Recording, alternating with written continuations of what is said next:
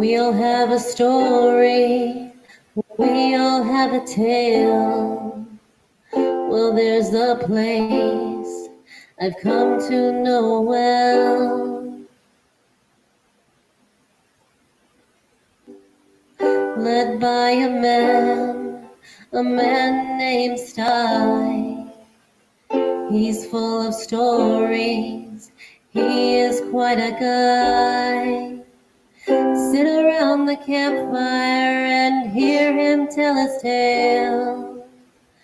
Some may be able to relate to him quite well. We're all just people looking for a place to go. Well, Sty has made one, and it is quite a show. Come meet Sty, he's quite the guy.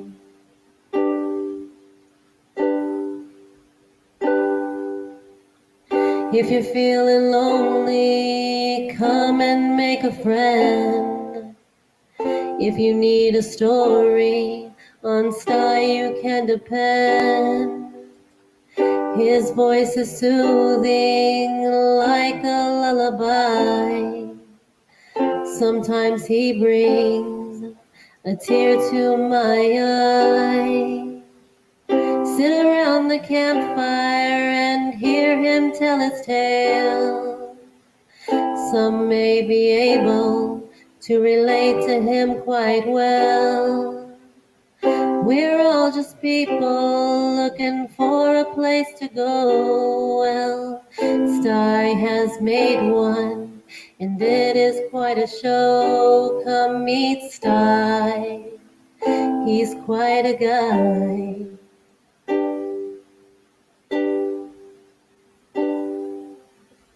Sit around the campfire and hear him tell his tale. Some may be able to relate to him quite well. We're all just people looking for a place to go. Well, Sty has made one, and it is quite a show. Come meet Sty, he's quite a guy.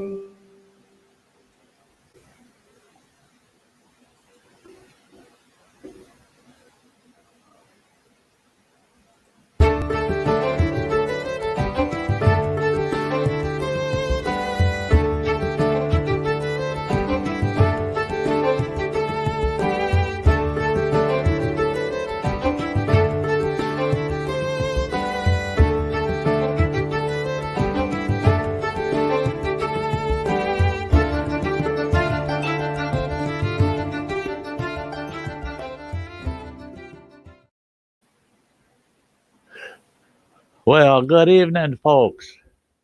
Got the fire going. Yes, sir. It's Thursday night.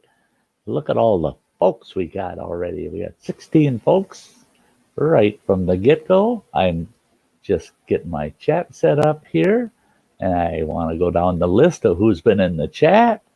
We'll take a look. Oh, we got Carolyn Kennard. Hi, Carolyn, sweetie. Dojo. We've got Chowser, Fox It Outdoors. Awesome.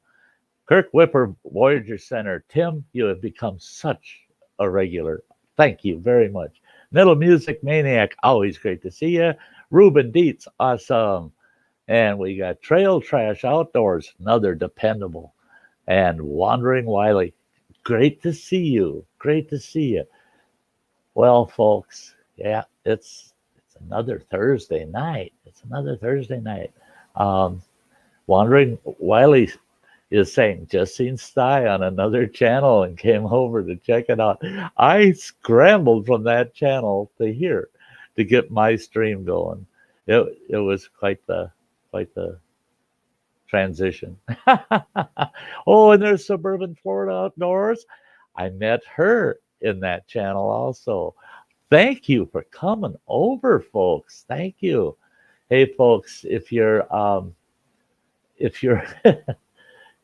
it's convenient for you, hit the share it out to your different social medias. That'd be great. let's fill the house. Let's fill the house. And hit the thumbs up if you think about it. And we'll leave that as that. Um, Trail Dress says, always great to be here. It's always great to have you folks here.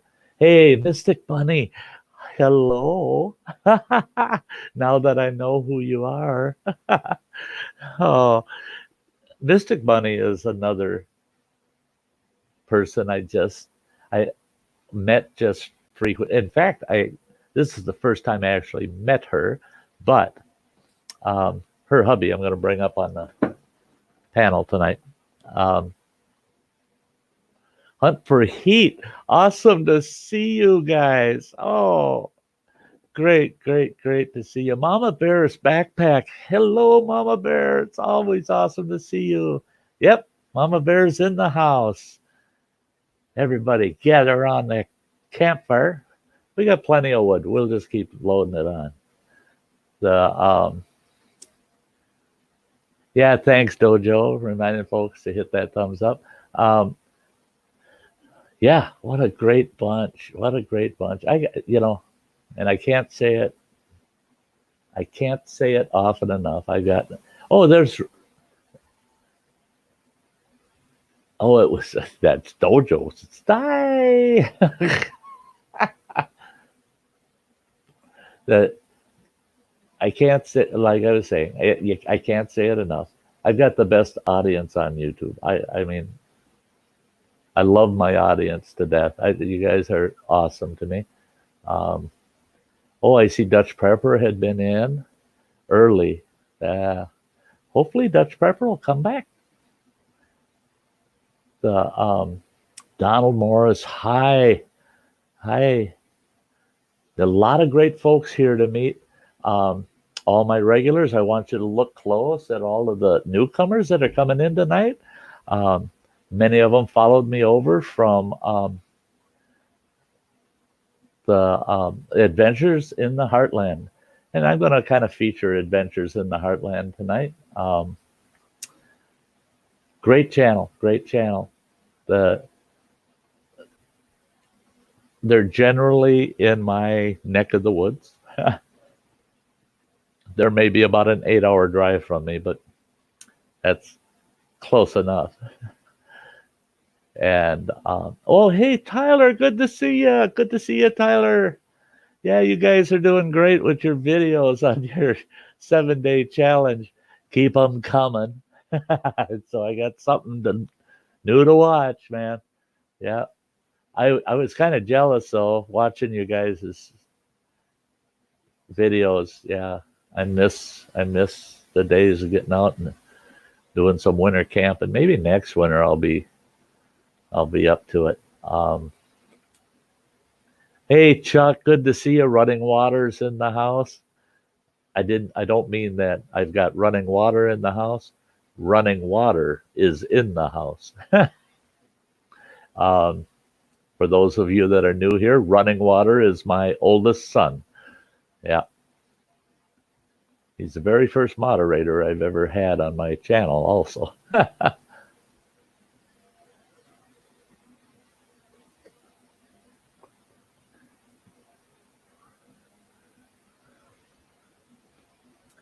Yeah, the weather's been nuts.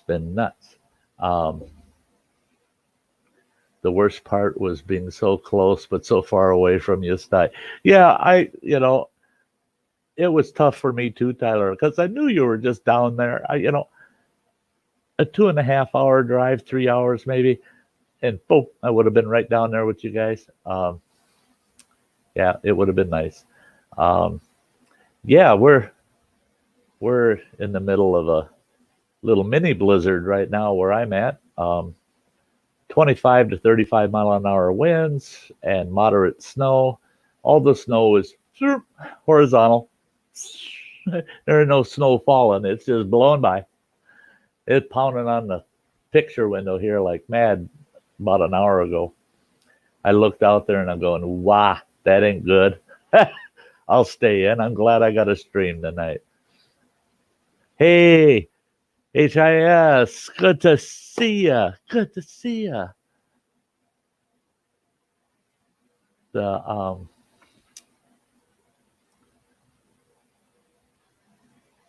Yeah, Suburban Florida Outdoors keeps asking everybody anywhere near her neck of the woods. You coming to the Strawberry Festival? Oh boy, we got what, 6 months before we have our Strawberry Festival here up in Wisconsin. um,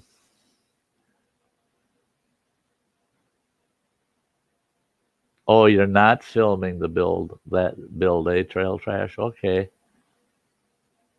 back up to 65 down there. Yeah.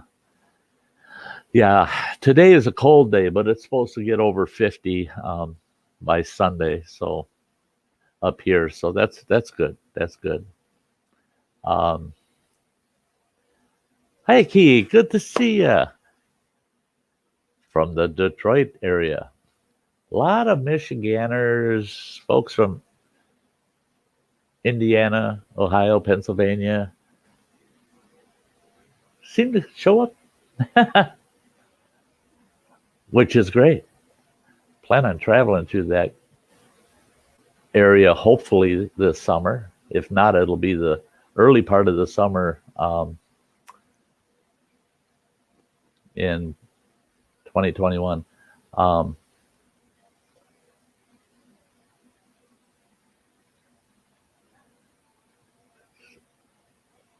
it sucks waiting that long.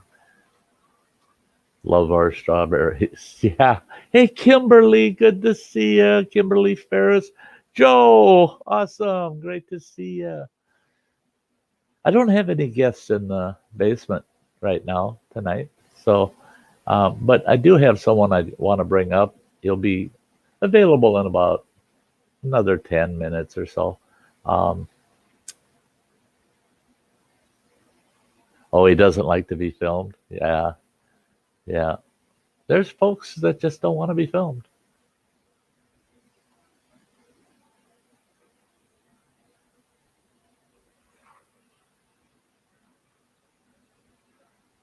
The Everybody's saying hello. That's great.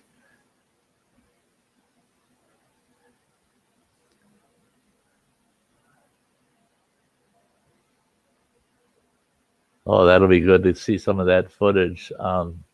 Florida outdoors, you betcha. Hey, Spicy, there you are, buddy. Good to see you, Spicy. Everything's spicy. We got new folks in the house, Spicy. Watch for them putting comments in. Go check them out, Spicy, and I'm sure they'd have a blast hanging out at your channel. Yeah. Yeah, I met some new folks tonight, and I brought some of them over with me. That was awesome. I was over at Adventures in the Heartland, and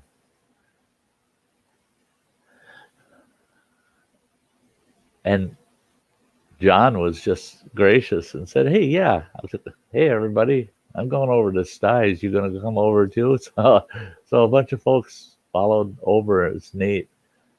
Yeah, I'm trying to catch up a little. There we go. Um, yeah, so I met a lot. I met quite a few new channels this evening already, and hopefully can catch up with them all. Um, Kilder's in the house. Great. Nicholas Green.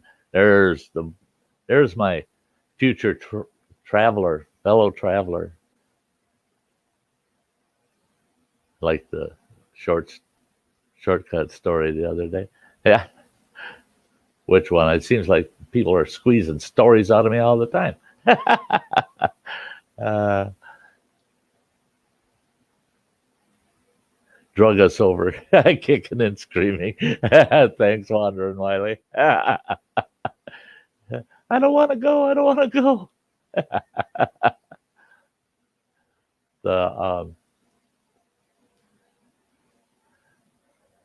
Heard only cool guys have them. What was that about?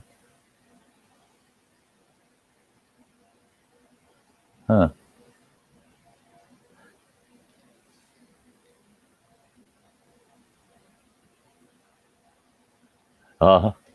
Hayaki, seen the palace today getting ripped apart.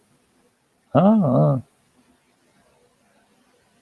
sent you a Facebook Messenger. It's almost done.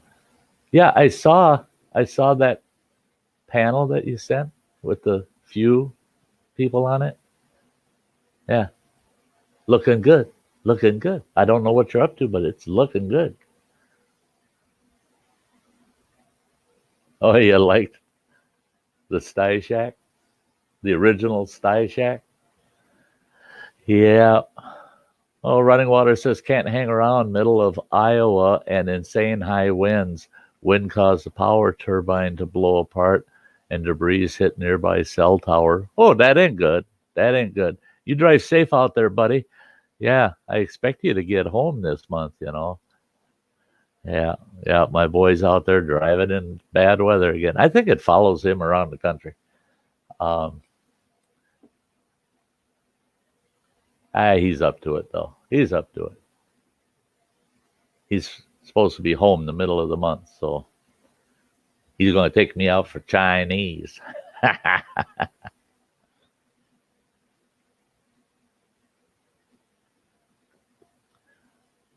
Who gave Nick the blue wrench? Don't tell him how much it cost you, Nick. uh,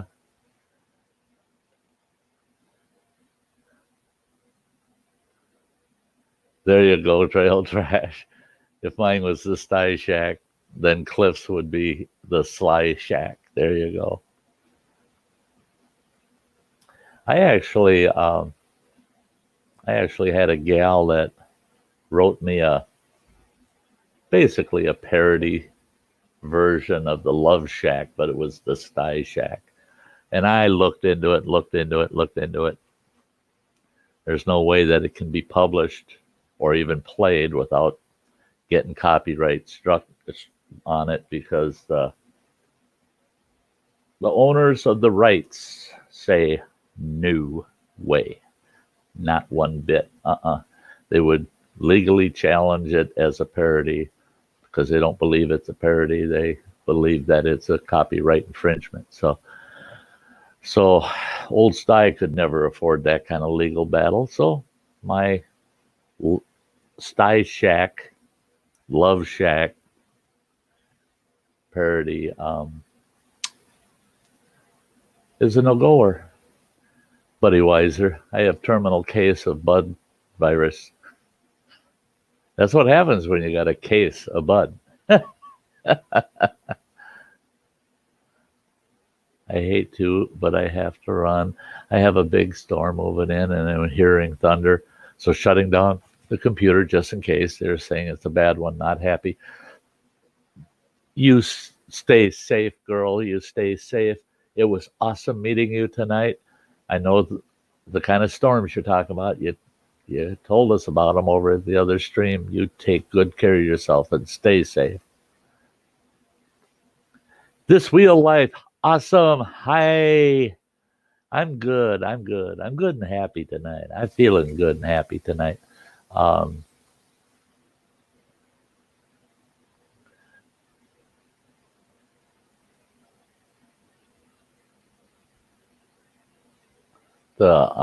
thank you, Anne, you sneaky little bugger.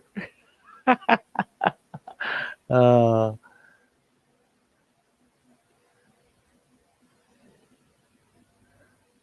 the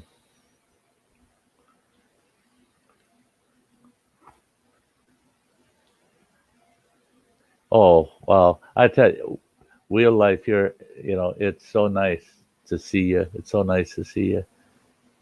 It's awesome that I've got now. I'm starting to get to know you better.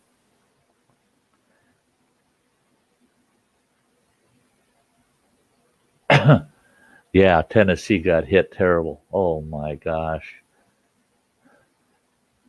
Hunt for Heat's not getting there. Hey, Beastly Ironworks, great to see you, David.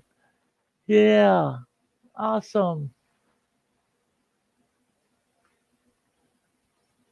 Just came in. I have been watching Deer in the Garden. Oh, cool and neat. Enjoyed meeting you too. Thank you. We'll definitely stay safe and hopefully it passes quickly. Have a great night. We'll catch up to you soon. Rang your bell and you're stuck with me now. Well, yeah, I feel privileged that I'm stuck with you. Thank you, girlie. Hey, guys, yeah, we'll talk about it more when my one guest shows up. But there's going to be to me a special stream on March 11th, next Wednesday, and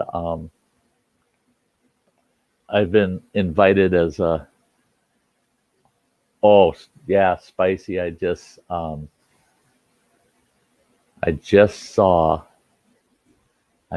saw what you messaged me.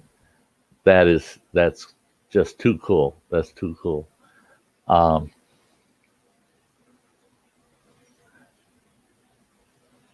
yeah, Hunt for Heat.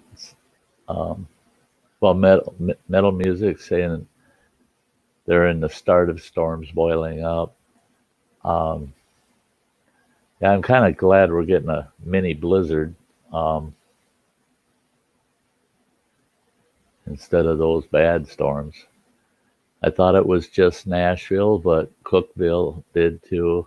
It's been Knoxville and Nashville, between Knoxville and Nashville. Yeah, yeah, terrible, terrible down there in Tennessee. Tennessee just getting hammered last week. Well, thanks for reminding folks to hit the thumbs up. Um, it's it's Cindy and Chili Bean tonight. Mike's back at work. Poor Mike. Us retired guys. It's just yeah, I feel for him. uh, yeah. Hey, Pitbull.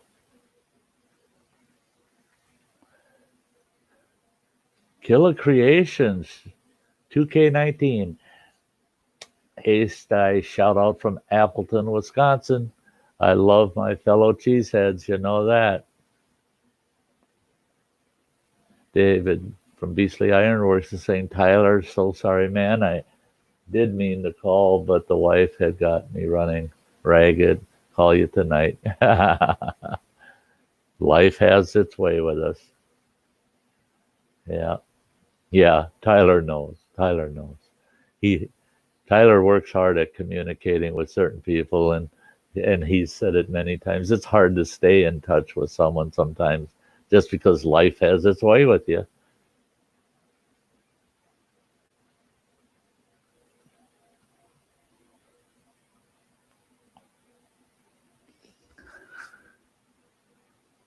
Killed her, Mama Heat and Chili Bean. Yeah.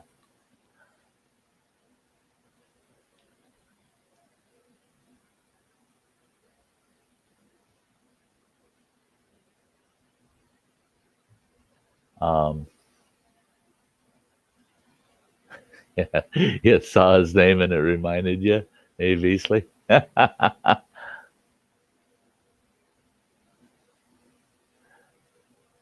Thanks, Pitbull, for the reminder. Um, please don't be on their legs. He is a Pitbull, guys. Pine pollen.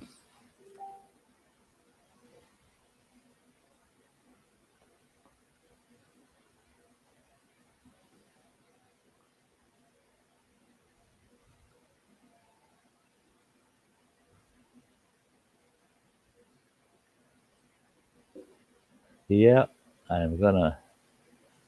There we go. I had to do some. Hey, hike with Mike. Good to see you, buddy. We had a bunch of Floridans in here earlier.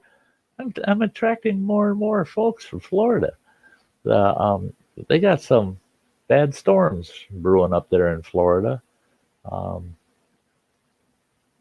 Certain parts of Florida.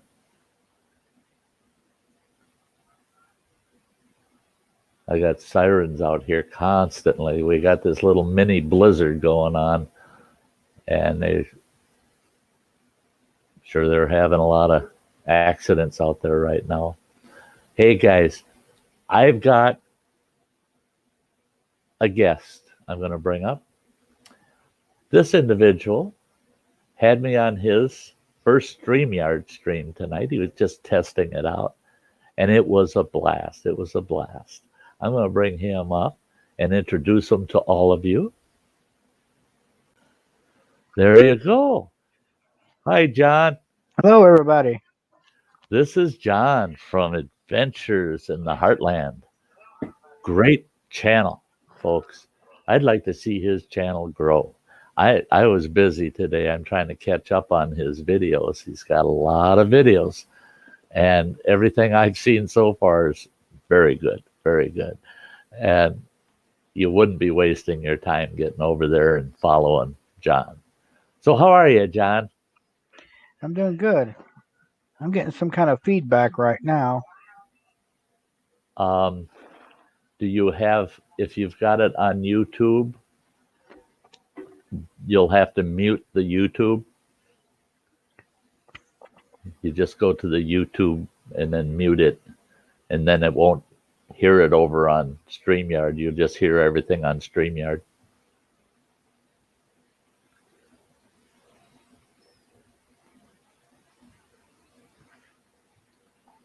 There we are. Got it? I got it. I'll There figure it out we go. sometime or another. I tell you what, John's learning curve is a lot better than mine was, and most people that I know that first started using StreamYard, his stream went almost 100% tonight without a hitch. He manages his way through StreamYard quite well for his first stream. Thank you. Oh, it was fun. It was a blast. There. In I fact, see everybody saying hello to me. I want to say hello to everybody. I want to Yeah. thank Sty for letting me be on. Oh, you're more than welcome. What I'm going to do here, I just had to open a couple of tabs to get there. There we go. Boom. Now I got it.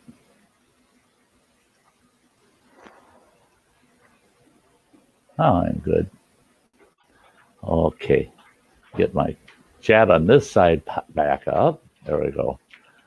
And I got to tell everybody where to find you.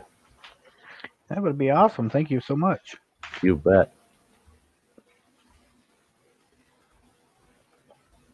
Hello, Crazy Ann.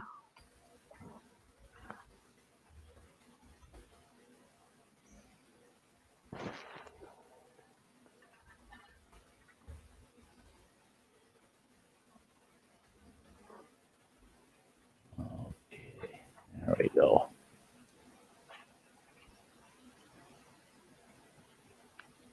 There you go, guys. There's John's channel. I'd really appreciate you folks checking him out tonight, or at least get it saved so you can check it out tomorrow if it gets to be too late for you. John's got a great, his channel, he does a lot of traveling around and checking out different places. He hikes all over the place. There's cooking. Everybody here loves food. Hey, Samantha. Hi, sweetie. Congratulations on having a success. 2 encores. Have you met Faith in the Fallen, John? No. I don't know if you heard the theme song at the beginning of my stream. Yes. You did hear that? Yep. she performed that song. She wrote that song for me. Oh wow. Yeah, she's such a sweet gal and such a wonderful performer. Everything she does is she she writes all of her own music. So it's all original on her channel. It's all original music. It's beautiful. Yeah. Um, see if anybody sneak anything in here that I didn't see. Okay. Hey, Runny Egg, great to see you. Great to see you. Hey, folks, Runny Egg is awesome. You want to help? You want help growing your channel? Hang out at Runny Eggs at least a couple of times a week at the minimum. I'm over there at least a couple of times a week. So yeah. Make sure to check them out. Make sure to check them out.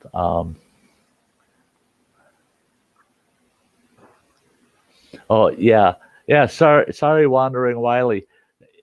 Folks, if you will, please don't use the word sub or subscribe. No, that's not good. Yeah, YouTube's been getting real nasty about it. They've been getting real nasty about it. So, you know, the occasional follow kind of thing. Yeah, I've been following them since kind of thing works. Works pretty good.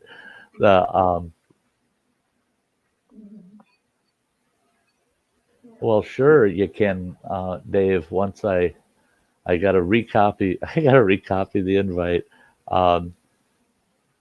This is a buddy of mine.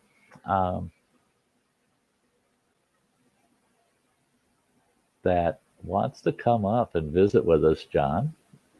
Awesome. Now, Dojo has been with me for a long time, and Yeah, he was on Everything Spicy last night. oh yeah, and Dojo, he's got an allotment there in England, and boy, does he grow some veggies. I wish he lived next door. I'd be in cooning his garden for sure. That's yeah. You know, if people are wondering what the Sty mean, he's cooning somebody's garden. That's an old term for raccoons will come in and raid your gardens and things, Yes, they will. and that's what raccoons do, and that's where that term comes from. Hey, Sesme72, good to see you. Somebody really sweet popped up before Dojo had a chance. There she is. Hi, Samantha. How's it going? It's going good. It's going real good now that you're up here with us. Aw, shucks. Aw, she says, aw. I get a kick, John, out of embarrassing this girl once in a while because I think she's awesome. She is my favorite artist right now. I mean, I just love her music. I can't help it. It's not, I'm not making her into something special because she is something special to me. So it's not, you can't make that stuff up.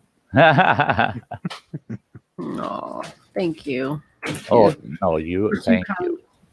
Yeah. I'm the one that was blessed. I mean, I don't know if you even looked yourself, Samantha, but the song you wrote for me has the third highest number of views of any of the songs you got on your channel. What? Yeah. It's got 403 I'll have views. to check that out. 403 views for my channel song. And I can't remember the other two songs. One's 400 and something, 450 something, and one's 480 something. And I was just like, what? Really? That's cool. I'm in the top 3. I'm just like, if I'm in the top 20, I'd be thrilled. There's Dojo. But yeah, and people like it. I see. I told you, you wrote you didn't just sing my story. You wrote my story for my channel, you describe my channel so well, and people just love it because they understand the song. I think when they listen through it, it's just like they're hearing the whole story of the Sty Shack. So yeah, it's wonderful, wonderful. And so, how is Dojo? Now, this fella, John, this fella, he streams from work. Oh, wow. Yeah. When have you or I ever had a job that would let us stream at work? You can't even allow it on our phones at work. Yeah. Oh, my last job, our phones weren't even supposed to come into the building. This guy, he goes, well, my boss ain't here. So That's not good things on working nights. yeah, working that graveyard shift. Yeah. The boss, he's at home sawing logs. He don't want to come and check on you. So, Sam, you had an audition, right?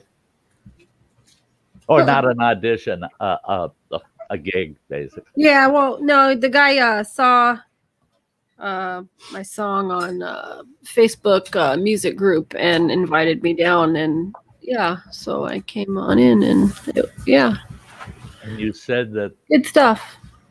you said they wanted 2 encores? Yeah, they requested 2 encores after I played about 5 songs already, and they're like, 1 more, and then after that one, they're like, okay, no, 1 more. We're kidding, 1 more. So I was like, all right, yeah.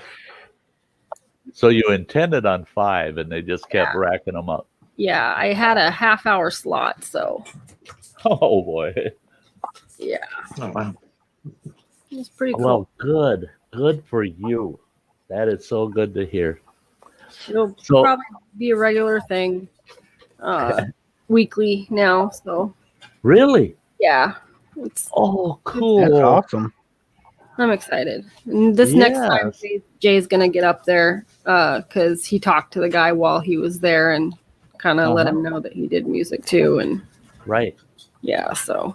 Well, that's cool. That is awesome. Yeah. Oh, hi, Suzex. Hey, sweetie. Watch it. You tell old Runny that I might butt in. Yeah, you're too far away, though. He's I'm not a threat. He knows that because it's just too far away. So, folks, I want to, while I have the opportunity, I want to let everybody know. I'm going to try to put something up on my channel as a reminder, but get over and check out Adventures in the Heartland next Wednesday, March 11th. 11th. The 11th? Yes. Yeah. And on the 11th, John is going to be doing his first StreamYard interview. And he invited me to come over to be his guinea pig, his first go. So I'm going to send out reminders to everybody.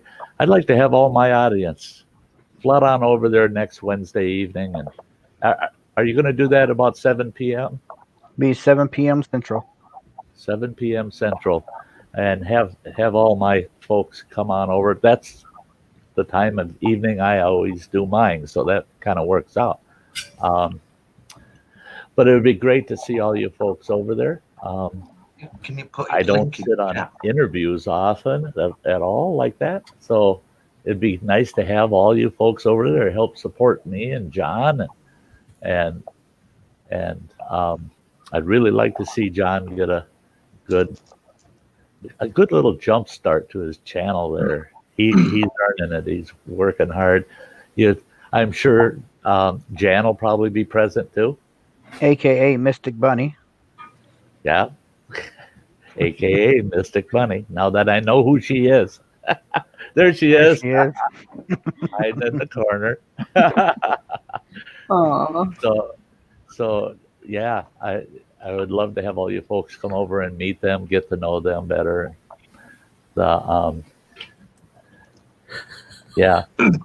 Tonight tonight was a surprise. He says, I want to test StreamYards. It's the first time I've used it. And he said, so if you can, you want to stop over? I said, oh, yeah, sure. And then I saw he was live, and I jumped over there, and he sent me the invite, and I got on the panel with him. And I had a total of 7 minutes. Actually, it worked out to 5 minutes. Yeah, you didn't have long. No, I had just enough time to get a cup of coffee and get the stream started. So, Can you put his link in the chat? your afternoon tea, Sam. Yep, that would be great. Just needs a tux and cotton gloves. Because Justin's in the background cleaning. Yeah, He was giving that table a good clean. that's right. He's just lightening my load, is what I said. I was going to ask. I see Justin back there scouring that table. Is your mother coming to visit or something? That would make sense. I wish, but no. Yeah. I don't want to let any secrets out that you may be using that once in a while to get a lot of extra help around the house. All I got to do is say, God, I just got a call. She's flying in. She's flying in, and she'll be here in the morning. Yeah. She told me when she does come up, it's going to be a surprise. She's not telling anybody. She's just going to show up, and that scares the crap out of me. Oh, no kidding. Nobody wants mom to show up unannounced. No, because she can be a little. Yeah. Yeah, hunt for heat. That's why I tell you what, when Sam wrote my song, I'm not a shy old fart, but the first couple times I listened to it, I was in tears, and I said to myself, that girl someday, all of a sudden, somebody's going to find her, and she's going to become famous, and I'll have this stinking song from way up in the beginning, and I can go around. Oh yeah, I'll stick quite a few feathers in my channel's cap. He's just one of them people that just needs to be found. That's all. Hey, Sty. You guys are. Dojo's wanting to know if you can put my link in the chat, please. Oh, well. I'm dyslexic. Okay, folks, see that John's post there, where he says you can find me here. Yeah, you know how to use the 3 dots, don't you guys?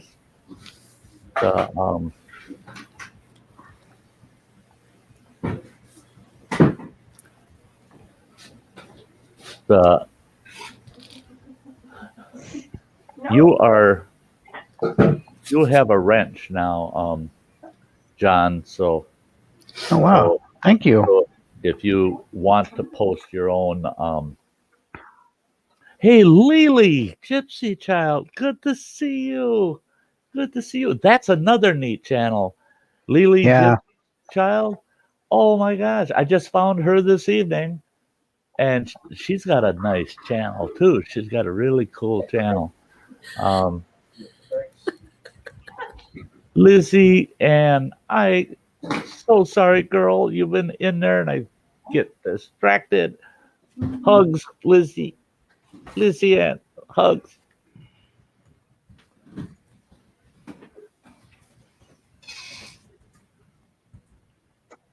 Have you been drinking?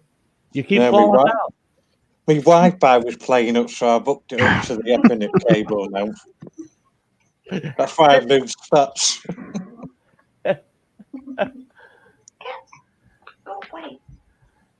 The Recycle Dude, great to see ya. Hey, dude. Oh, you're welcome, Lily. That's one thing. I just randomly shout people's channels out for them. I don't let people generally self-support. Don't be self-promoting, and don't use the S words. Right. Yeah. People say shit on my streams, and YouTube never does a thing. Say subs on it, and then they limit my monetization. Oh Yeah. wow. Yeah, so I gotta kind of watch, Yeah. the great Will. Thank you for going over to John's channel. Yeah, thank you so much. Silent Killer, great to see you. Yeah, Sam, he's talking about your dog, Yeah. but it's only 1/10 of its size. Hey Dojo, you look like a brick wall. I haven't looked. Oh, he's using his green screen and it on that vest he wears. And I swear to God, I seen some political ad, and there was some guy wearing he had a sports coat on that was those bricks. I've And I seen couldn't that, yeah. believe it. I thought, you goofball. You goofball. Don't you know that's a background for StreamYard? Nobody buys a jacket that looked like bricks. Not anymore. Somebody will throw you through a window.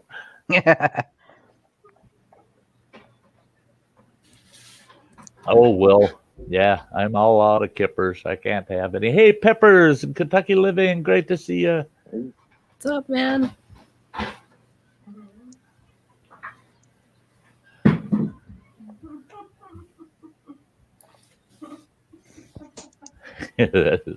That's pretty good. Samantha gets to stream while Jay's cleaning the house.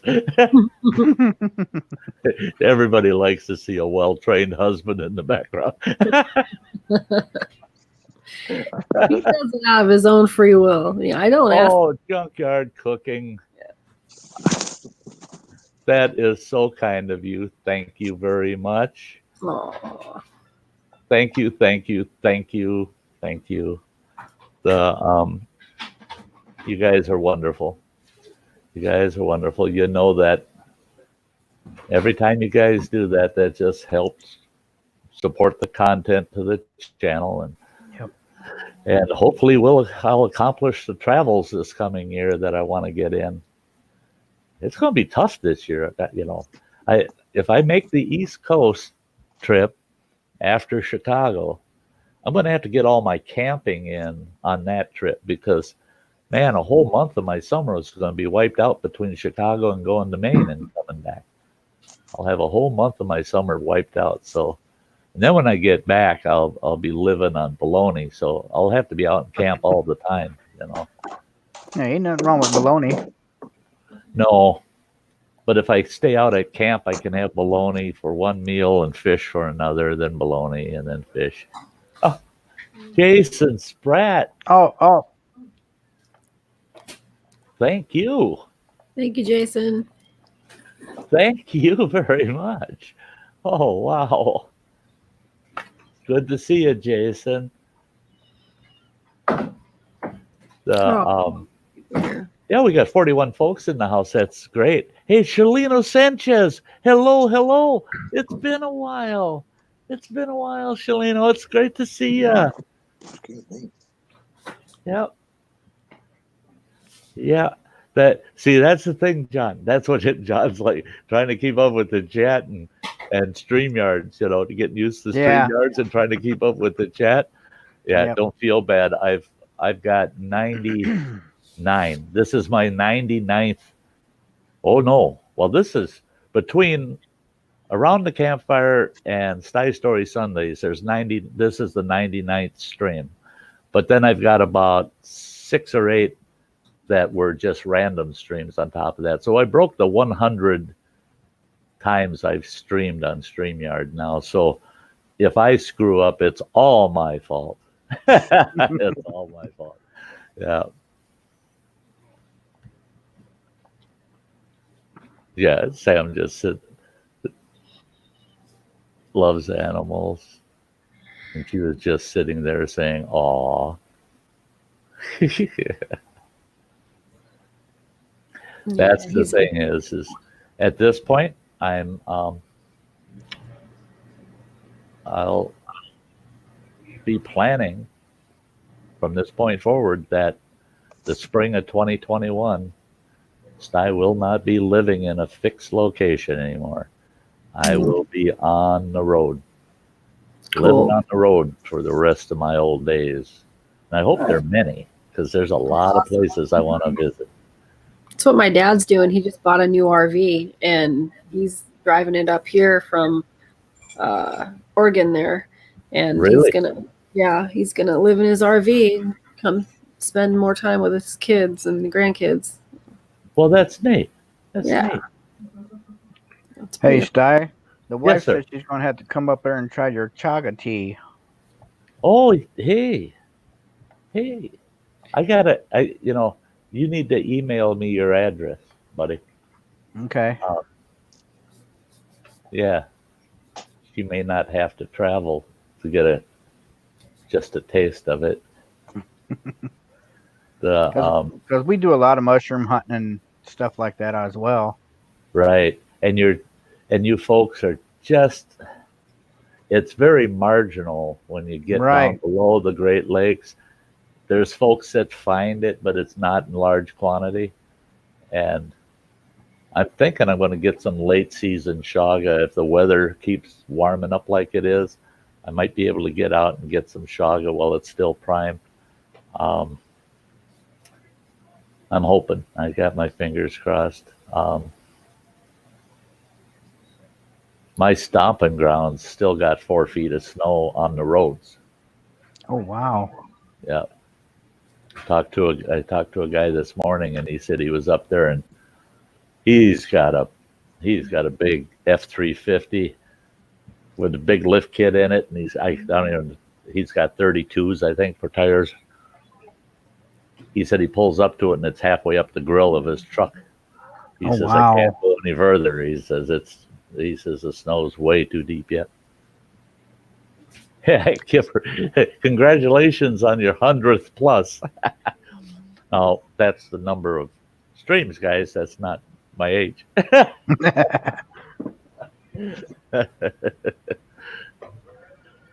Yeah, actually, we'll be on YouTube for a year next month. It'll be our 1-year anniversary. Yeah, I was surprised too. Is looking at your channel. It's a young channel, folks. It's a young channel. He's doing good. You're well over 600 right now. Yes. And I think we'll have you over 1,000 in a month or so here. We'll get you over 1,000. Oh, that'd be awesome. We gotta pound you out. We gotta get it out there. Get it out there. Yeah, we got over. Start to do streams. It really helps. And we got over 200 videos as well. So yeah, a lot of videos, a lot of cool videos. I think I've watched 7, and I liked every single one of them. And what was really cool is this fella lives in Indiana, right? He's got a video on there of Gooseberry Falls in northern Minnesota. And I've been to Gooseberry Falls. I think I left a comment saying I've been there at least 25 times. Yeah, you did. And but I haven't been there in the last 20 years. And so seeing it on his channel, it brought back so many memories. The very first time I ever went to Gooseberry Falls, you wouldn't believe it, folks. My mother was wearing like one of them baby hammocks over the shoulder hammocks, and I was only 3 months old. Wow. That was the very first time I was ever at Gooseberry Falls.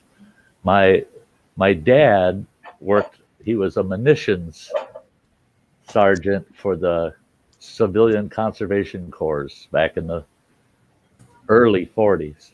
And just before they shut the corps down because of World War II. And he helped put in what they call the Gunflint Trail from Grand Marais, Minnesota, all the way up to the Canadian border into Boundary Waters Canoe area. And he knew the North Shore like the back of his hand. Every summer we spent at least a week just on the North Shore, running up and down the North Shore of Lake Superior. It's beautiful country. But yeah, you get over to John's channel, scroll way down in his videos, and you'll find Gooseberry Falls. Take a look at it and just picture Sty was there with him. But boy, there was a lot more people there when you were there than I recall back in the days. Yeah, there was a lot of people there. It was a beautiful day that day too. Yeah. Oh, it looked like it. Looked like it. Did you get a chance to see Temperance River or Cascade River Falls? No, I did not. No, they're right close to Gooseberry. They're little less known, but some of them are more dramatic, actually. Hey, Freeman James, good to see you, brother. Freeman James is my brother-in-law. Hey, Freeman. I used to call him my outlaw brother, but yeah, I'll accept him now as a brother-in-law. Yeah, he's more of a brother. Yeah. Freeman's a good man. He's taken good care of my sister for many years now. Many, many years.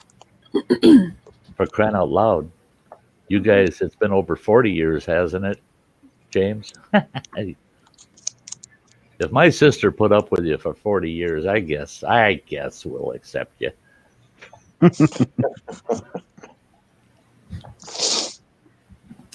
Bemidji, Paul Bunyan. Yeah, seemed 100 feet tall then. Oh, yeah, Brainerd with Paul Bunyan in Brainerd. The Paul Bunyan land in Brainerd's better than Bemidji. You go there, Paul Bunyan sitting in a big log chair. And I mean, that bugger, he's about 30, 40 feet tall. And he's got his cockeyed, backward-legged dog next to him. His back legs are standing up in the air instead of down. And we've lost the pictures somewhere, but they used to have pictures. They had pictures of me sitting on Paul Bunyan's boot and pictures of me sitting on that dog's back in the about 1960, I'd say 1963, 1964, as a kid. And that Paul Bunyan, when you come in the gates into Paul Bunyan land, they ask you if you got kids, what your kids' names are. And when you walk in, Paul Bunyan raises his hand and waves at them kids and calls them by name as they come in the gates. That's pretty cool. That's pretty cool. Hey, Jack Walsh, buddy. It's been a long time. I haven't seen you in a long time. You sitting there with some root beer and popcorn? Yeah. Jack Walsh is a follower that goes way back, way back to the beginning of my channel.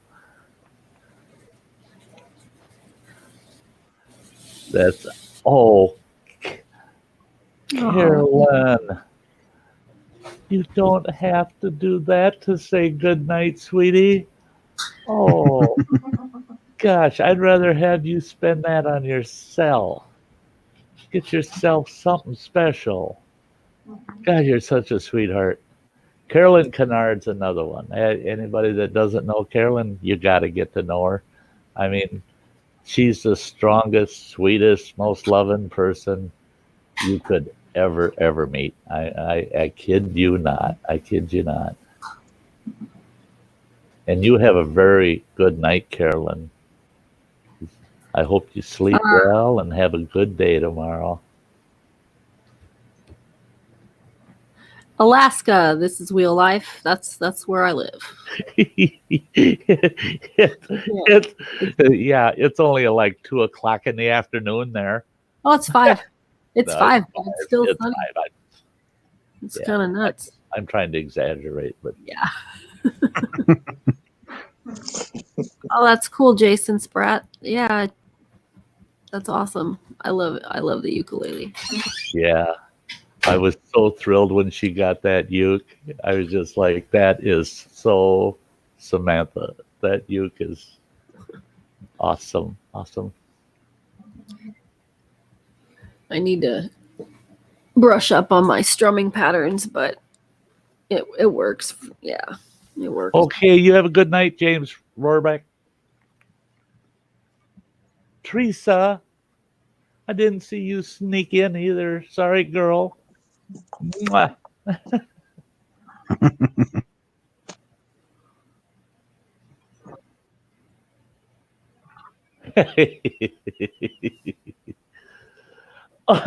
It's a summer when they only get twilight. Their nighttime is just twilight. WTF, Mike? Yeah. Oh, Hey. Hey, Mike. Mike, that is awesome. Camping fun. Yeah, that'll go to the camping fund for sure. Yeah. The Chicago trip is almost covered, and now most of this goes into the almost a month-long trip to Maine and back. And I gotta watch that Fishing with the Fat Man. What's that? I gotta watch his Fishing with the Fat Man video. Ah, there you go. Yeah. WTF, Mike. Yep. WTF Mike's great. I tell you, great channel. Again, I can't shout. I try to put a plug in for everybody, but I can't shout any of you folks out enough to make it justified. You've all been great to my channel. You're wonderful. Hey, Nicholas Green. Awesome, Nick. Good to see you. Camp Fund, he says. Yeah. Hey, yeah. And any overflow, of course, goes into the Montana trip Camp Fund. I was amazed. I've been doing some research because for those of you that don't know, Nicholas Green and I are working on, we don't know if it'll be the end of the summer this year or if it'll be early summer next year. I'm thinking it's going to be early summer 2021 because I want to be there during the huckleberry harvest season. But Nicholas loves to pan gold, and he's never gotten to go out in the wild and pan. Well, I told him, I said, man, if I could get you up to northwestern Montana, I'll take you gold panning. Well, he's thrilled. Him and I are going to plan a collab. Oh, Mike, there's one for the Montana Fund right there, Nicholas. But Nick and I will probably plan a full month traveling out to northwestern Montana to the Cabinet Wilderness, and he's going to get to pan for gold right smack in the wilderness. An experience he's never had, and he's excited. He loves the idea, and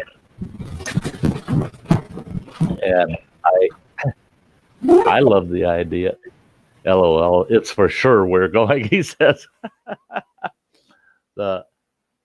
Hey, Jason Spratt, thanks for saying that. So cool. Sounds so cool. Because get it. Just think of it. What great videos me and Nicholas can get. He'd be 19 in 2021. I'll be 64. You got a 19-year-old and a 64-year-old taking a trip together to the Northwest Rockies, going out in the wilderness, panning for gold and exploring. I get to show them where I used to live out there in northern Montana. I get to take them to, there's a grove of ancient red cedars, western red cedars, that are gigantic. It would take Nick and me and at least one, maybe two other adult men to reach around these cedars. They're so big. And I'm going to take him up there and show him those cedars and take him up in the backcountry.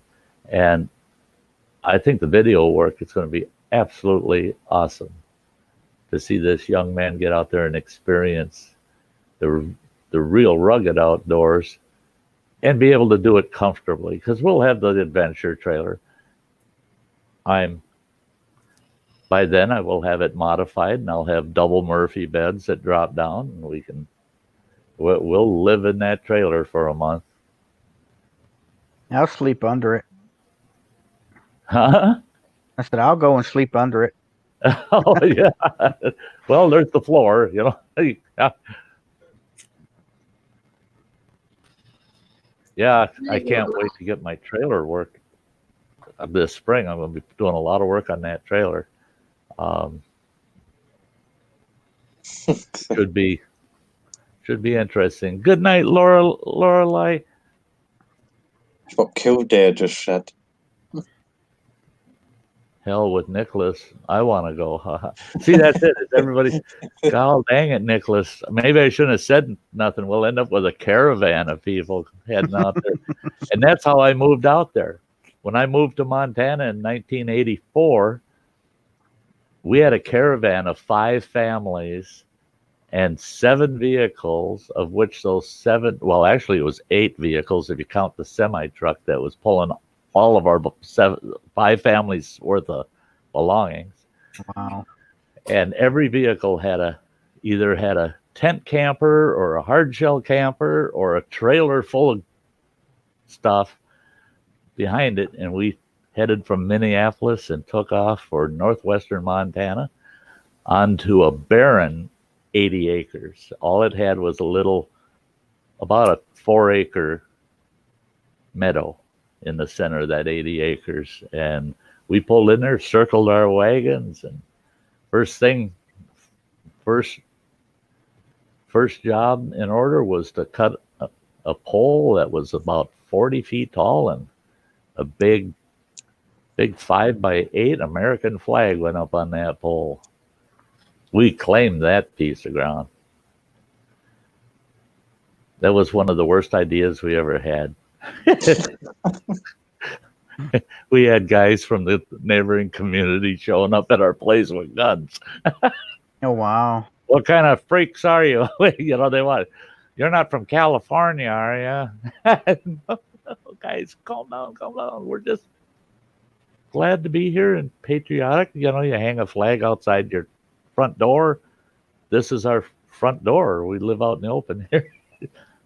Took a while to get the locals calmed down, you know. Jack is going to retire on June 1st. I just saw that. Congratulations. I get a chance to head your way for a meetup, Uncle Sty. Oh, Jack, I'd love to meet up with you. Nice. Love to meet up with you. We've been hanging out with each other online forever.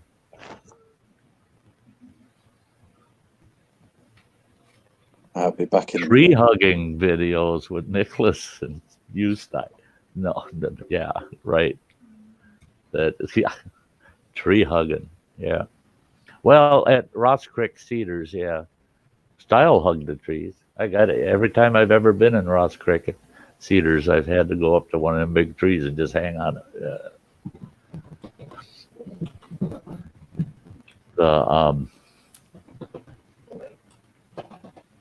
Yeah, that's cool, Jack, that you're going to get to retire.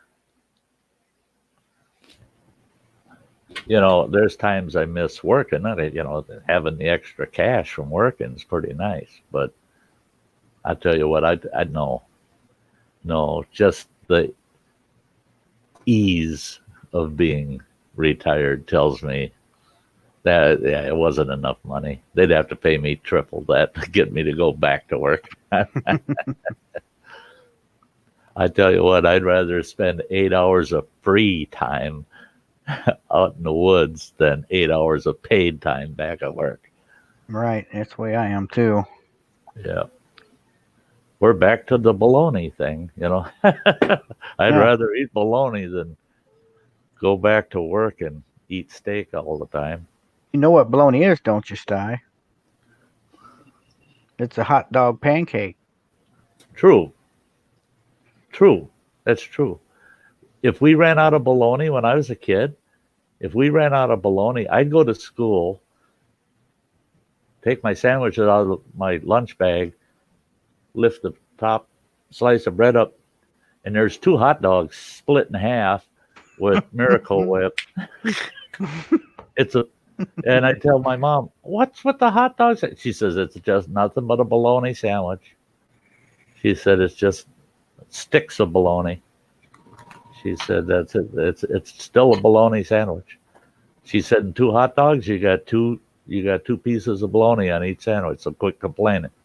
Yeah, okay, yeah. And you think about it, if you see sliced bologna, it comes in tubes that are about Yeah, it does. 2 feet long and that big around, and they slice it. Yep. And look, it's a giant hot dog. It's a great big giant hot dog, and they're just making hot dog patties out of it. Yep. Now, the little, when they black out their screen, how do they do that? Oh, just push all stop. you have to do, Yeah. all you have to do is in your picture, you you hover over your picture and it'll say remove from stream, and you can click on that, and it'll just throw an icon up there. Oh no, the Okay. remove from stream will take you down. You got to push stop camera. Oh no, that's right. Oh, thank you, Sam. Why do you think I have her here? That, There's Sty trying to kick me out already. well, I could have fixed that. You would have gone in the basement. I would have thrown you right back up there. But no, you go down. That's right. You go down and just hit stop camera. Okay. You hit stop camera. You can hit that, hit it again, do whatever, and it'll pop you on and off. Yeah, like that. And if you hit just stop camera, you can still talk, but your icon's up there instead. Oh, okay. So, yeah. Yeah, There's a lot of people that don't want to show their ugly mugs, and then there's guys like me that shouldn't, So that is a handy tool sometimes. All depends on whose stream you're in. Maybe I should hide my face. Yeah, because like we were talking earlier. With Rogers, good to see you. Rants with Rogers is another great channel, guys. I've gotten some good laughs over there. That's a good channel. Yeah. It's Sty, you sly dog, you. Yeah, that's right. Yeah. Wish there was something between the bread trail trash. Yeah, wish sandwiches. See, no, I haven't seen it yet, Nick.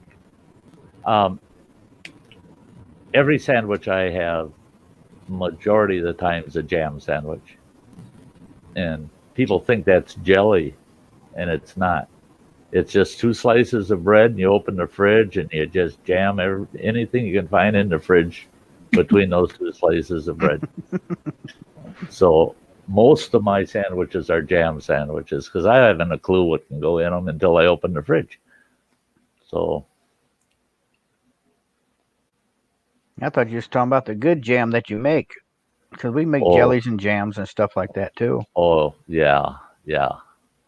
Oh yeah. We got a couple videos up there of canning. We do our own canning. Yeah, that's great.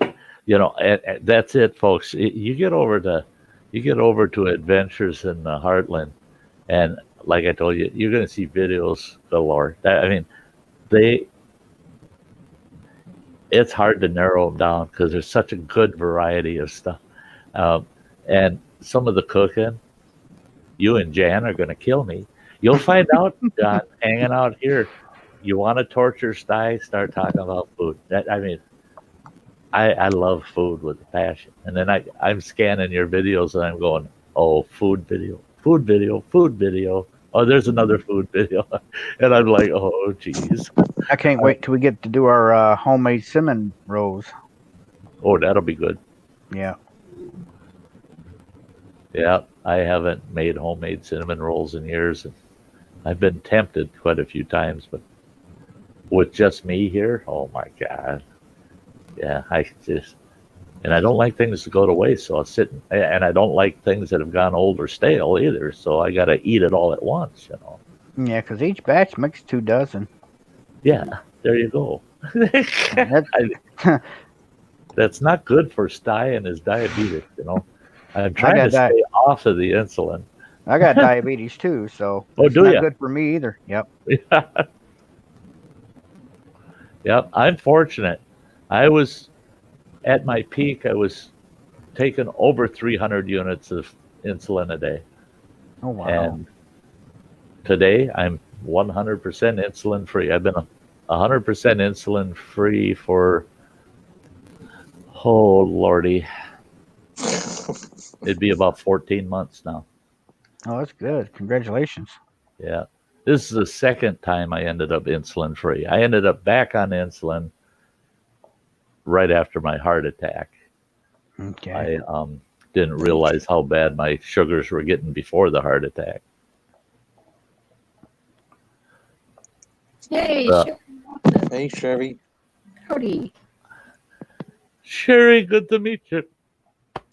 Over here on a Thursday night where you belong.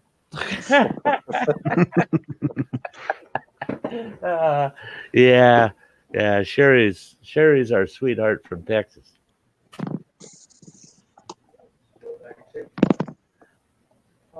Yeah, I get a kick. You know, that's where you got an edge on some of us there, John. And you know, Mystic Bunny's over there just chatting away, and Right. and yeah, and you worry about keeping up with the chat and that, and you got you got a handler for you. she, you know, she's your studio manager, your director, your producer. Right. Yep. You're just the guy behind the camera, Pretty much. Uh, She's the better half. that's yeah.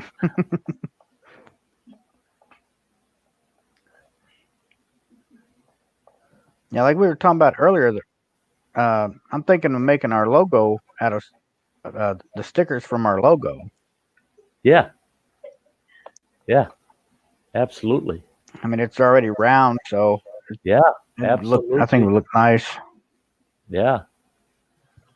And the nice thing with Sticker Mule is you just send them your logo, they'll make it match the sticker, and then they send you a proof before they ever charge you for your order. Okay. So if you like the proof, you like the way the sticker looks, you say yep, and then they'll charge whatever source you want to pay with. And that's nice that they'll at least email you a proof so you can see Right. what it actually looks like in sticker form. Yeah. Hey, Loopy Lisa, sweetheart. Whoa. Love y'all millions. Yay. Yeah. If them hearts were made out of dollar bills, just a quick pop in to say hi to y'all. She was streaming earlier, and I was on a panel, and I had to stream myself, and I'm like, Lisa, I was gonna go hang out with you, but I couldn't do it. Sorry, girl.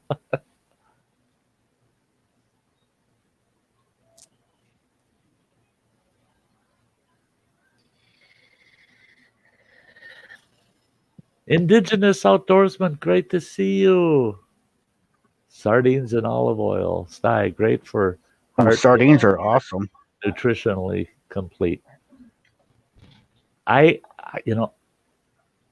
can eat sardines. If I'm really hungry, I don't have a problem popping a can of sardines. But I'm a kippers man. I got to have my kipper snacks. I'm more into the smoked herring, than I am the sardines. But I love sardines. Up here in the Great Lakes, smelt are the big thing, and they think I'm goofy. Living here for over 30 years, and I might eat a plate of smelt. Otherwise, it's bait. It's northern pike bait. Yeah. Hey, pray for Nathan. Great to see you. Need more wood on the fire. Throw it. Whoop, throw it on the fire. Throw it on the fire. Somebody throw another log on the fire. Cook me up some bacon and some beans. That's, you guys don't start talking food. Hey, Garpy Chris, it's great to see you. Yeah, we got a friend that lives up there in Minnesota. He goes out there and gets wild rice for us a lot. Oh yeah, I'll tell you Yeah. what. I'll tell you what. Where I live, the Bad River Indian Reservation. I've eaten Minnesota wild rice my whole life, and then when we moved here, I went to work for the reservation out there, and they would gift me wild rice because I told them I'm not paying $24 a pound for it. Right, that stuff's it's expensive. And it's the most primo wild rice I've ever seen, and it can only be harvested by the Bad River tribal members. No other tribal members from any other tribe, no non-tribal members, only the Bad River tribe's allowed to harvest it, and it's such a limited amount because they consume about 70% of the rice they harvest. They only sell about 30% of the rice they harvest every year. And yeah, you ever get up this way, we'll get you some Bad River wild rice. I know Oh, that'd be awesome. I know a few guys who would get some. That was one benefit working for that tribe. I got all the walleye during netting season that you could dream of, and I got all the wild rice during ricing season that you could dream. I had to help a little bit processing rice. I wasn't allowed to go out and help harvest, but I could paddle the canoe. oh, Wally. A big walleye on your shirt. Up here, you got to look out. You might get speared. Yeah. Just always good to see you, Sty. You know I love you. Sam, your new song is amazing. Yeah. It is. It was awesome. Yeah, I went over to her channel and hit that button. I'm gonna have to check it out. Great. You do that. For sure. I've caught some fish in my time. I can't even see. Oh yeah, you got your green screen on. Trying to show us more bricks. I caught this fish that looks like a brick. Turn it that way around, you see that? What is that? Is that? That's a carp. I was going to say, isn't that a carp? And that's a bigger carp. Nice. Yeah. Fun to catch. I've had carp one time. It was pretty good. You know, a lot of people refuse to eat carp. And when I was a kid, I was always told, that's a trash fish. That's a trash fish. And that's my fisherman friend. Aww. That's cool. Not that. Yeah. That's my dad. That's your dad. I was gonna go there. I was gonna say, Dojo, why the resemblance? Yeah.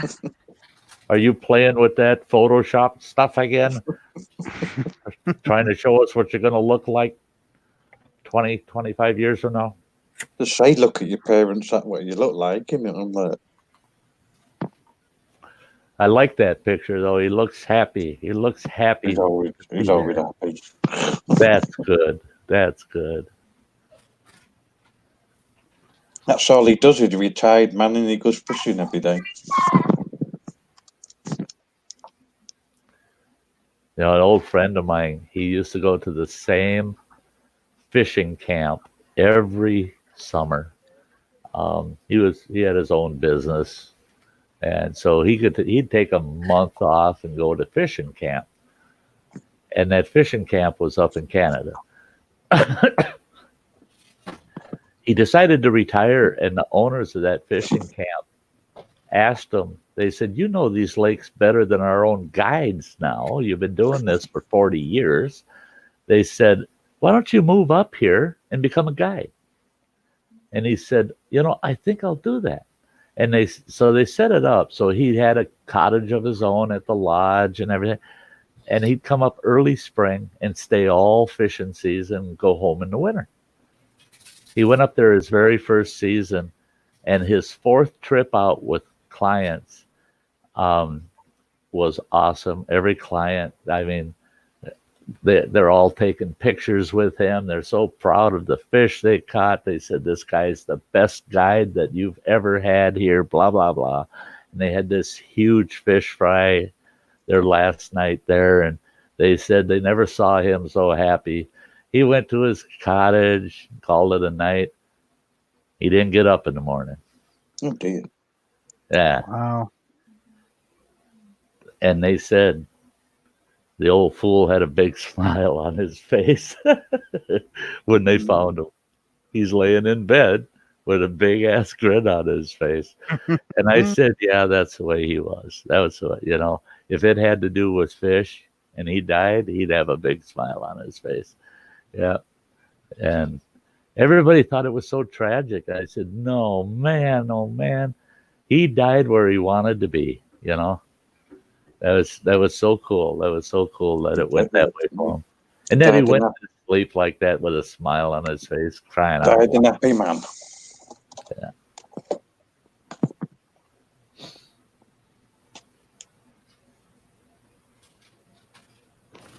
Yeah, Freeman James. I know. Yeah. For some of us, it's pretty good that we don't look like our dad right now. Yeah. That's been 50 years. I'd look pretty rough right now.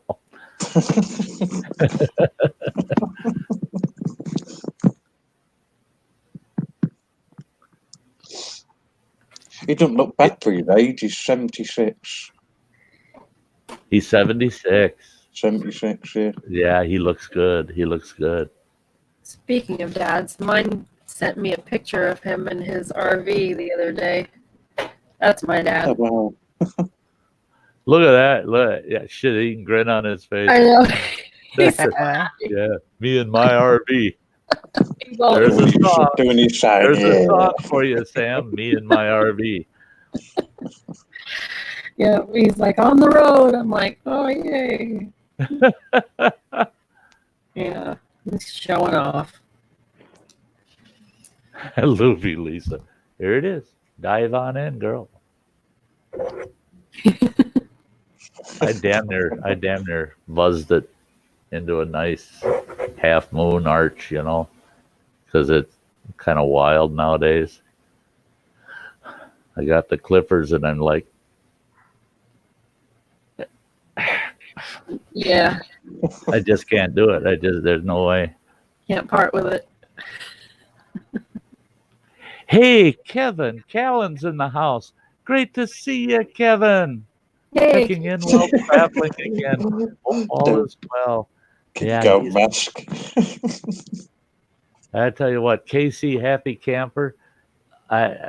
He's another great man. I still say that if him and I got around a campfire, that would be about a 3-day, at least 72-hour campfire. Because by then we'd both pass out from exhaustion. But man, I could chat with Kevin for hours and hours. Yeah, he's a funny guy. Yeah. Freeman James, watch it. Laura's going to beat the tar out of you in your sleep tonight. If I go, I want to go by jealous husband. And then he goes, hee, hee, hee. Yeah. My sister sees that. She beat him up in his sleep. Gold Mask Gaming's one of my friends.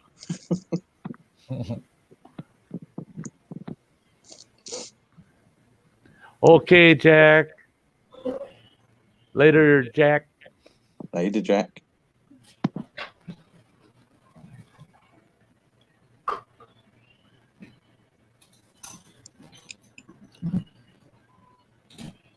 Less wear and tear on her.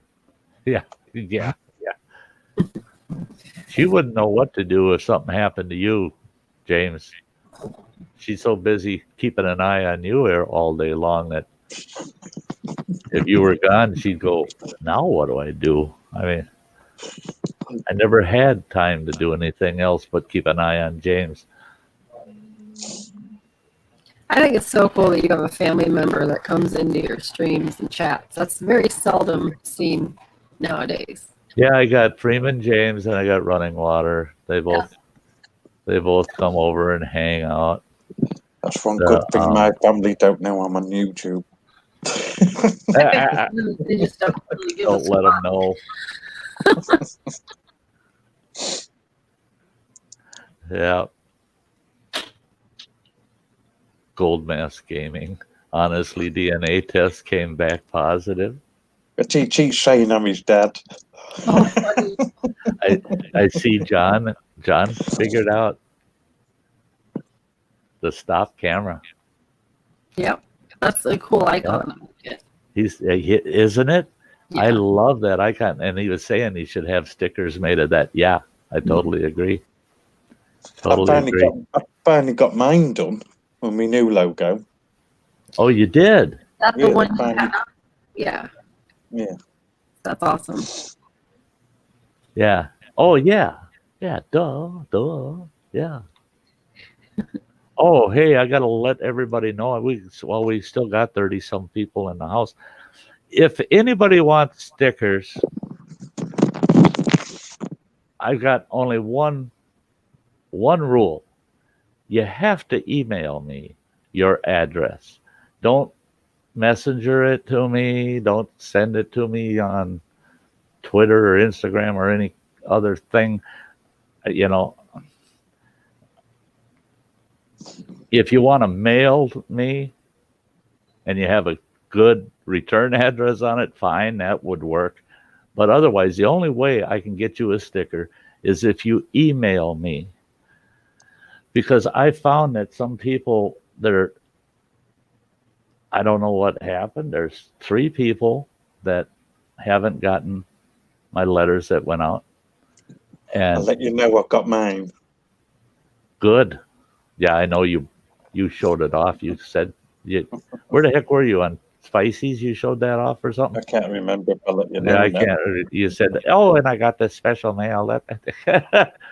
But now, for Samantha, the reason she doesn't have my sticker yet is because I got something else I'm sending to her. What? Yeah. And a couple. Okay, I'm back. And a couple of stickers. I like that. Say what? Actually, it's something for Chase. Oh, cool. But of course, it's going to you. That's awesome. Something for Chase and some stickers. So,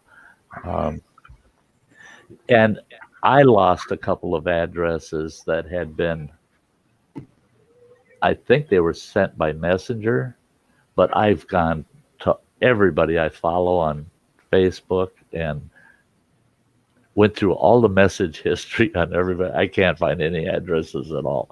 So yeah, if you want a sticker, send it to me by email, the request, and just put stickers in the subject and your address the way it should appear on the envelope, especially if you're from any place outside of the U.S.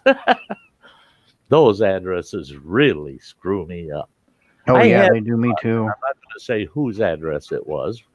It was from across the pond. I print my envelopes out on my printer. I print my letterhead, and the envelope comes out right afterwards. Only half their address came out on the envelope because it was so dang big. I had to downsize the address and move it up the envelope to get it to print on it because it was from Europe and it had this place, that place, the other place, and this shire, and then a bunch of numbers, and then something else in UK. And it was like 6 lines. What the heck? Don't you people have just an address like we do in the US? No. And don't you? Obviously, nobody in Europe has a postal box number. such and such a postal box, London. Come on, how easy is that? Too expensive. Too expensive. Well, if they want to see expensive, buy the ink cartridges that I use in my printer. Now that's expensive. You might as well buy a new printer for the price they cost. Oh man. You have. You know, I did that for about 3 years when I had the camp for business purposes. I was printing off business cards and everything else. And I could buy a brand new printer, and the cartridges that came with it, the amount of use I got out of those versus a new set of cartridges and the cost, I could buy a whole new printer for the same amount of money. So I would buy a new printer, and then I gave that printer to this gal that was associated with our business there, and she would sell it in a yard sale for $5, $5 or $10.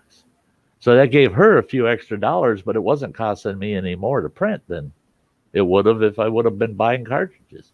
And I always knew the printer would work because it's brand new. It's like my printer. It's 25 quid a cartridge, and there's 4 cartridges.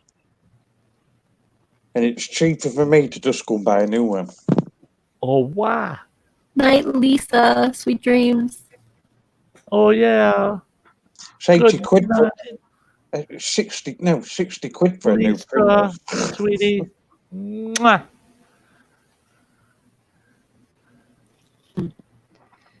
Oh, thank you, Anne. Thank you. If I email you, will I get a mod check? Yeah, go. Yeah, with a great big Sty North sticker right over the pay to. Goldmaster updated my logo.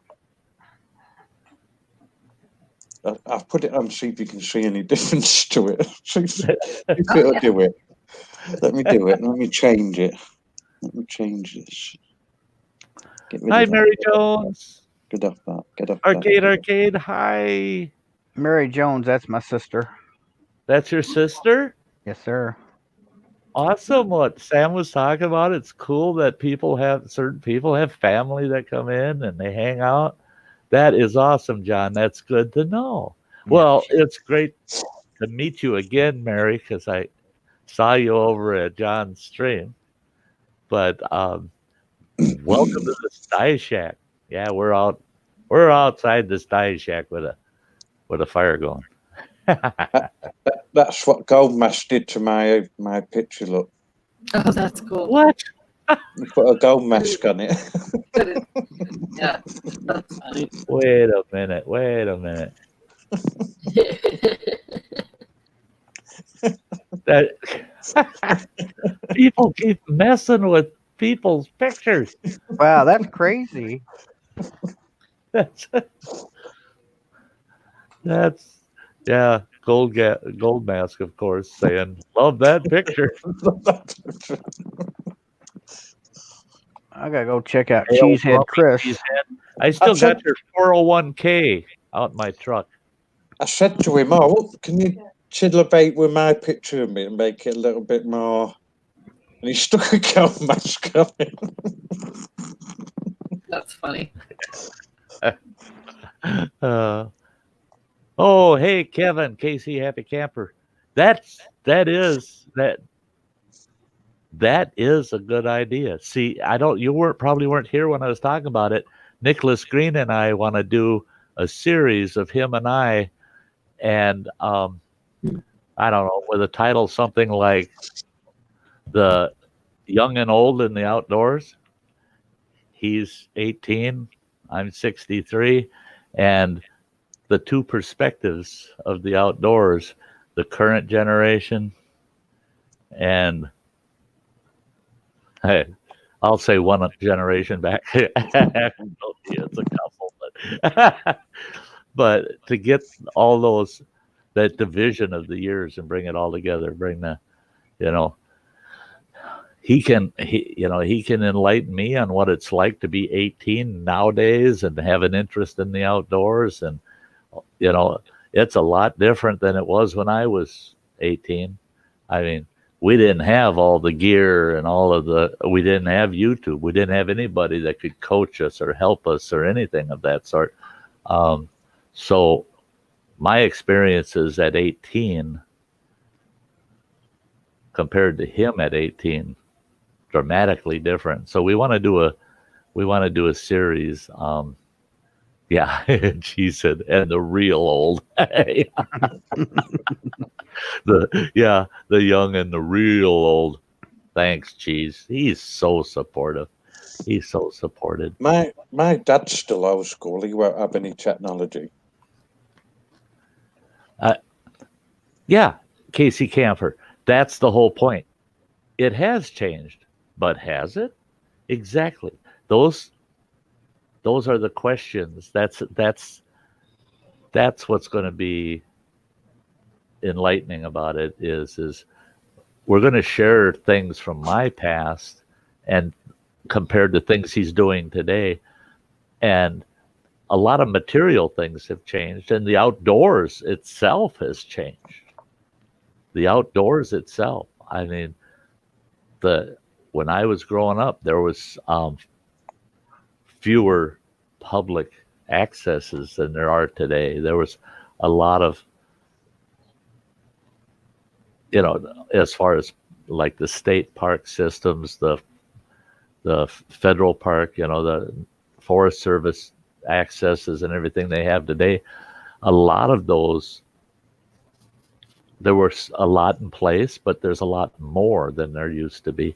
So there, that some things are different, but one thing that isn't is whether or not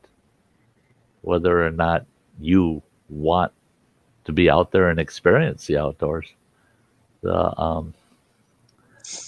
We get rattling on about the outdoors, and I spent almost my whole day working on taking in the outdoor videos today. I only have 26 of them to do, and I've only got 6 of them done. We're taking a long backpacking trip this summer. We're going to be on Manistee River Trail and a North Country Trail this year.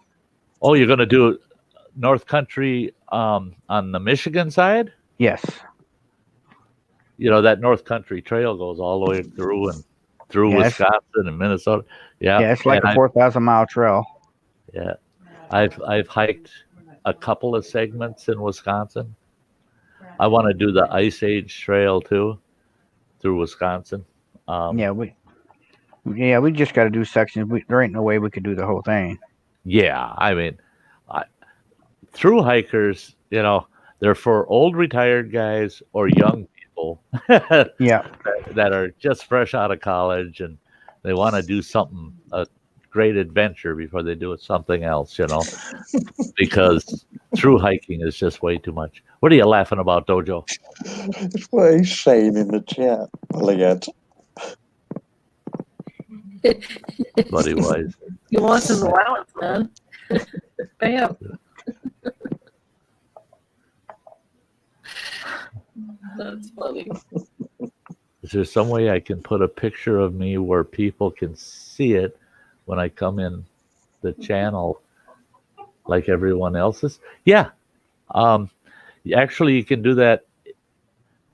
You can do it right through your Google account. You just go to your Google account, which will be up in the right-hand corner of your browser. You'll see probably that icon that you got up there in the corner. Click on that, and it'll let you add a profile picture to your Google account, and that'll show up over here on YouTube. Now, can she do that? Because only thing she has is a phone. She don't have a computer. Yeah, she can do it. You can still do it on the phone. Yeah. Okay. I'm learning a little more about what you can do on the phone. You never used to on the phone. The only reason I know anything is because I searched how do you do this on the phone, how do you do that on the phone, and watch YouTube videos on how to do it. Because it always comes up in here, Sty, how do I do this? And I'm like, oh shit. I'm when it comes to the phones. I got a smartphone, but a dumb old fool using it. So A couple of years ago, you couldn't do it on your phone. Oh yeah, just You a have to couple have of a years. computer. Your phone was still a phone.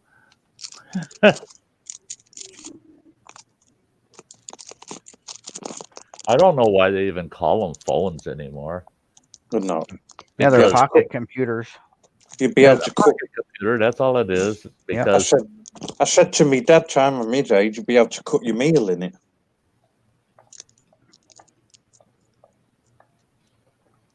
oh, good, Mary, you found it. Great. I'll show up all your Google. I'll show up all your Google accounts. Oh, it will show up all your anything that you got a Google account or that. That's the icon that'll show up.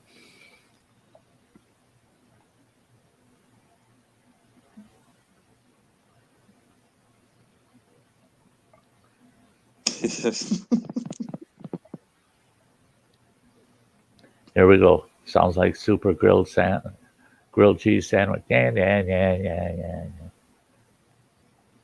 I ate leftover pizza for supper tonight. Ooh, we're having pizza too. Are you? Yeah. You know how many times that's happened? I Yeah. had tacos one night, and Sam says, "Well, guys, I gotta go. I'm making tacos for the guys," and I'm like, "That's what I had for dinner." And then I was talking, I'm gonna have spaghetti. I made homemade spaghetti, and Sam goes, "Well, that's what we're having tonight. I'm making spaghetti tonight." Great minds think alike. I could make myself right at home up at her house. I mean, yeah. What's for dinner? And she'd say, and I'd go, well, that's what I would have fixed.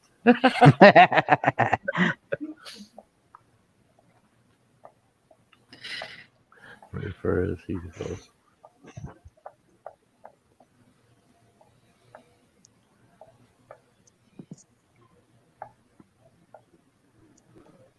That's funny. No, crazy, and you and Kevin Callan.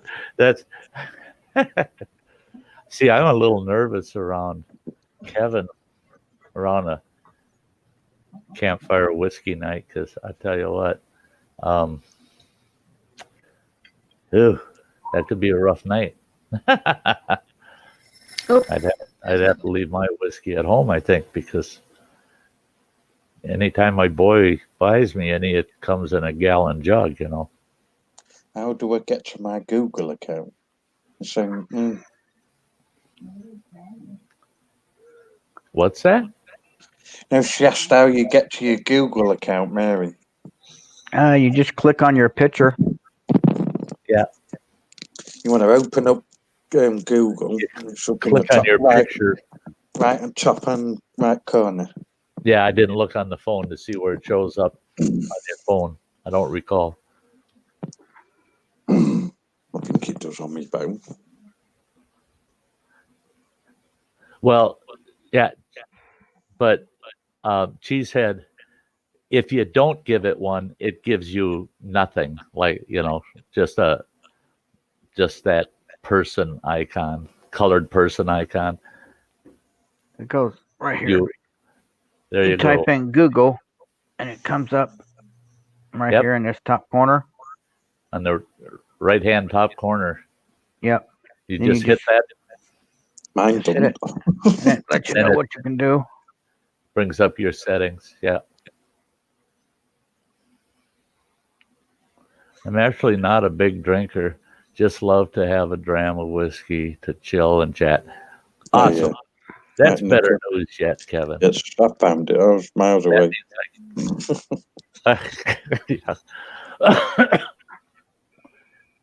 Kevin, that makes it a lot more bearable for me. Yeah. Hey, Native Grammy's in the house. Hey, Native Grammy. Good to see ya. Hey, Sty, did you want to let everybody that's new coming in and let them know what's going on the 11th? Yeah, I'll update them right now. Everybody that's in here that hasn't heard yet, on March 11th, that's next Wednesday evening at 7 p.m. Central Time. Is everybody got? Everybody over here will come on over to Adventures in the Heartland. You want to type something by chance, John, in the chat? I sure can. so that they can find you, because John's going to be doing his first actual. He did a practice stream tonight on StreamYard. He's doing his first actual legit stream for a specific purpose next Wednesday night at 7 p.m. And I'm going to be his guest. So he's invited me over there so that he can interview me. And he says, I really don't have but a couple questions figured out for you, Sty. So, and I told him, I said, ask me anything you want. I know all my followers, they know people ask me anything, you know. And everybody got a picture from Phil. Yeah. I got to be a little careful with saying that. But yeah, it's going to be a good time. It's going to be a great time. I really want to help John and Jan over there at Adventures in the Heartland, help their channel out, help them get growing, and it should be great. Yeah. KC saying, Sty, oh yeah, that was one wild road trip to the Quiet Adventure Symposium in Michigan. Was the Paddling Adventure radio podcast. The turkey scene was so awesome. Yeah.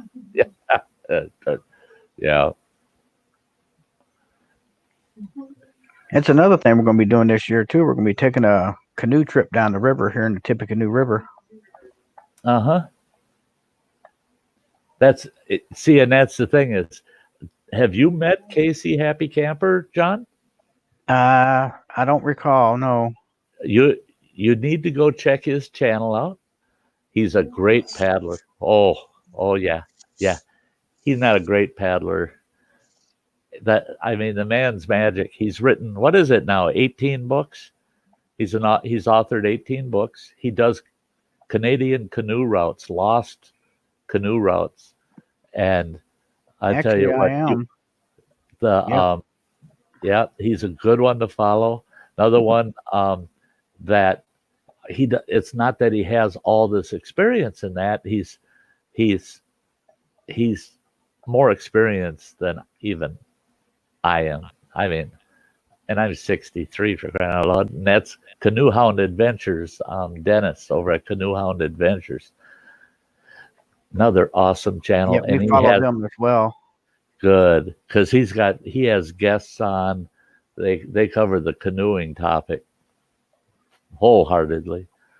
In fact, they're all Casey Camper, Kevin Callan. He's so well known by the paddling community, and he's a speaker at Canoecopia later this month down in Madison, Wisconsin, close to my home, but I just can't get there.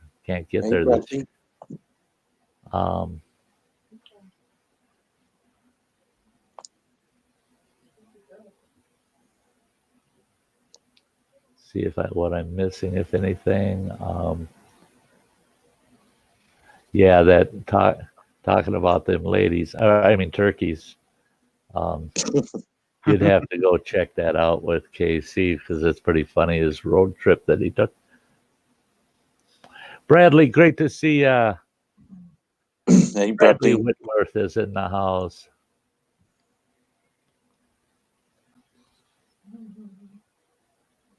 Oh, hey, Boundary Waters is awesome. I haven't paddled Boundary Waters I did some paddling about 15 years ago up there. But growing up, I paddled the heck out of the Boundary Waters canoe area. We'd rent a cottage just not far from Ely, Minnesota, on Burnside Lake. And that's considered one of the gateways to, Ely's considered a gateway to Boundary Waters. They've got the Ely Outfitters, and there's several outfitters in Ely. You can rent gear there if you don't own a canoe. The thing is we went up there nearly every single summer of my growing up years. And we were in Boundary Waters constantly, and loved that country. Beautiful. A lot of portaging, though. If you want to, portaging. I got a mostly American. Sorry, Kevin. Portaging. A lot of portaging in Boundary Waters. A lot of river paddling. And the rivers are slow. It's amazing. They'll call something a river, and you go, then why isn't there any current? Yeah.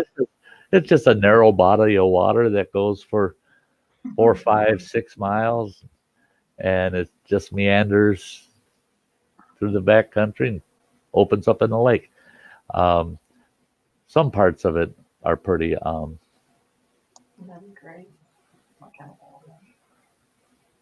Yeah, we might have to check into doing that this year. Yeah, In the Boundary Waters. The only thing I don't like Nice. about Boundary Waters is the permitting process is a bummer because they only allow so many canoes into the Boundary Waters at a time.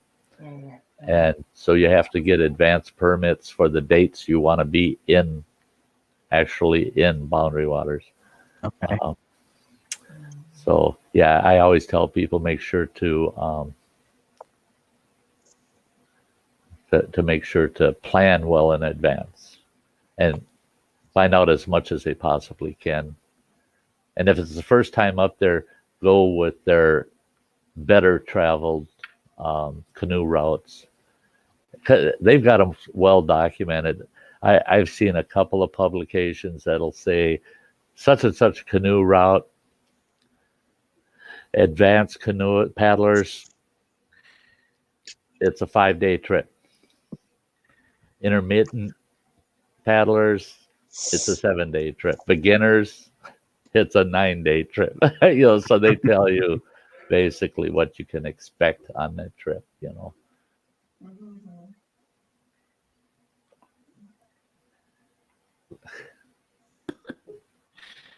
Oh my gosh, look at this guy. Dirty white. Dirty white boy. Oh, you're looking to get beat up. I know it. Are you wearing that to Chicago? I'll wear it anywhere I can. I wouldn't wear it. Well, if you stay put at the conference, you're okay. But I wouldn't go downtown wearing that. Because I'm a dirty white boy. Dirty white boy. Yeah, they might send you back as a black and blue white boy. I know. I've been in a lot of places where, I wouldn't wear that shirt. At least not the neighborhood. KC saying, Sty, the term portaging is a French term. I know. Sorry about that. But the Canadian version is portaging, is more correct.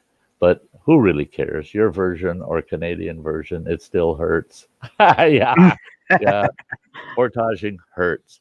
Yeah, and that's the thing is I can't believe I said portaging because I've always used portaging. It's portage. I think it's because I forgot. Right now, you're probably the only Canuck I got in my chat. Oh, did I call you a Canuck? Oh, that's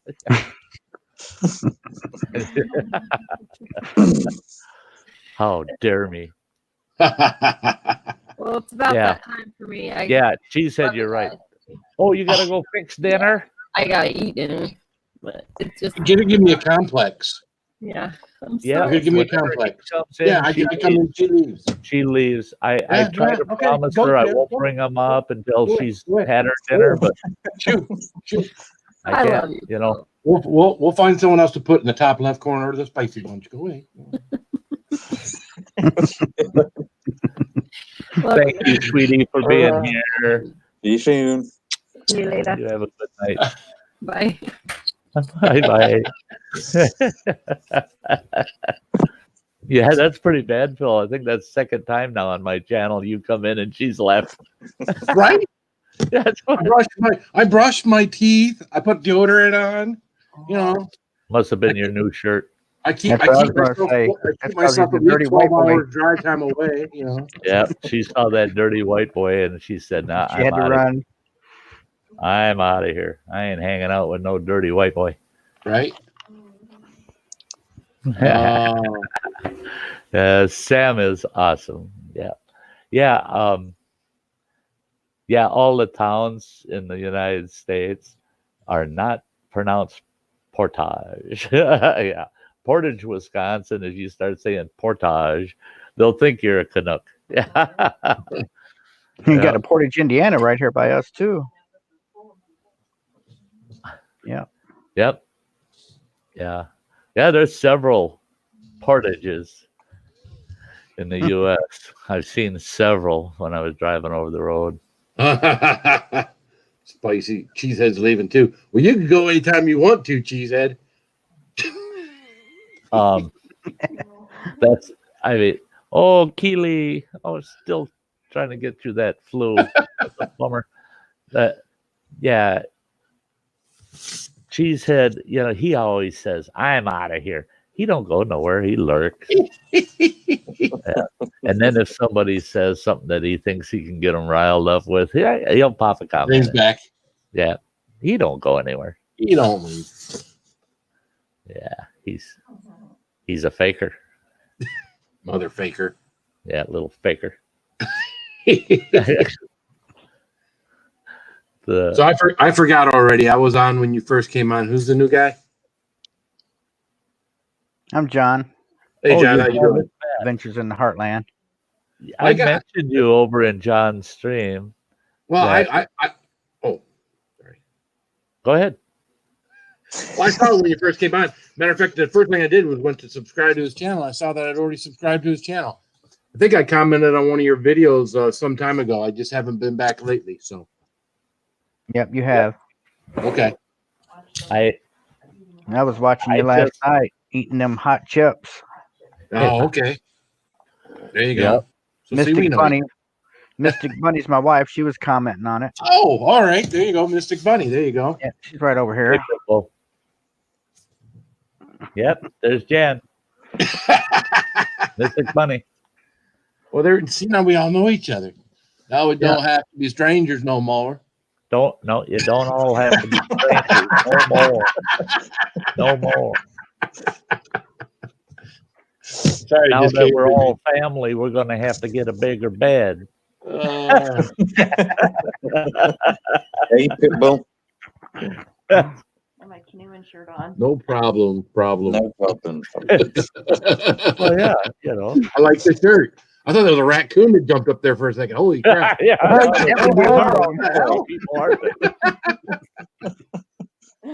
an outdoors couple there. A raccoon just jumped up in her lap. Mama used to chase them off with a broom. I had a couple of them that were stuck in our chimney this year. Had to get them out of there. What was in your chimney? Raccoons. Oh, yeah. We can remember a few times over the years, folks getting raccoons stuck in their chimneys. That's what we used to always try to sell those dampers that would go on top of people's chimneys or caps, because those raccoons who can search out that heat, they get on top of that damper, and then they can't get their butts back out, and those stupid things die there. And then wintertime comes, and people want to know why they can't open their damper to their flue, and they call someone out, and there's a dead animal on top of your damper. Yep. That's what happened. I used to install caps. I worked for that's a story in itself. But I worked for a chimney sweeping outfit, and I was a chimney sweep for a year. And I installed heatilator inserts for fireplaces and chimney caps. Okay. That had a cable that came down. There's a lever inside your fireplace for opening and closing it. So you can close it when it's not in use, open it when there's a fire, and that way you don't get the raccoons or squirrels climbing down your chimney or bats. I used to make them. Yeah, we used to. The company we used to sell, they would call them Limance dampers. They weren't even chimney caps. They just sat on top of the clay flue liner, and it was either open or shut. Yeah. There was no cap and mesh, or the cap and mesh was something completely different, but it wouldn't open and close because most of your dampers don't seal airtight anyway. So there's always there's always heated air from the house leaving the house up your flue if you don't have something that seals it completely off. Your regular damper of metal hitting concrete isn't good enough to keep that hot air from going up your chimney.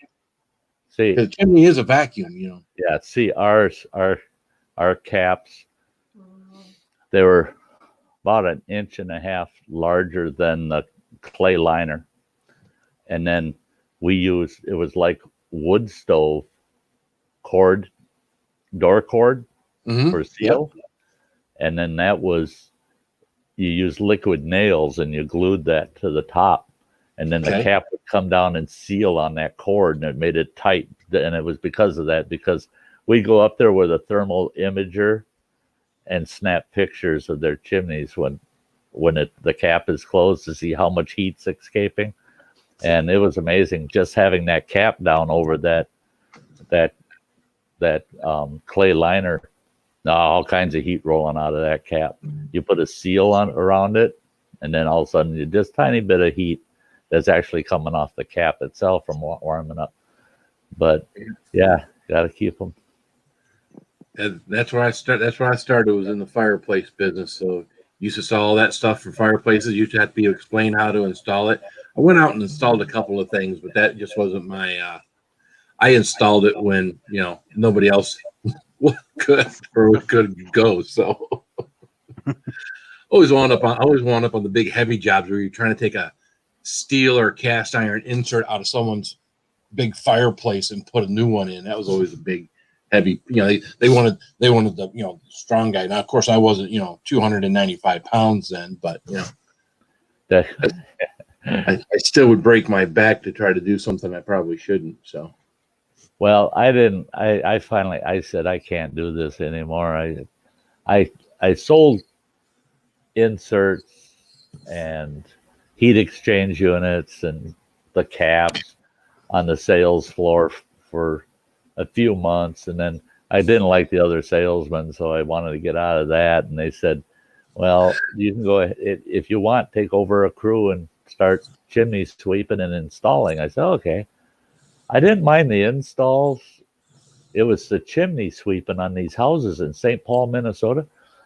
Some of these tenement houses are 3 stories tall, and the roofs are so steep on them that by the time you get to the peak of the roof, it's 45 feet off the ground.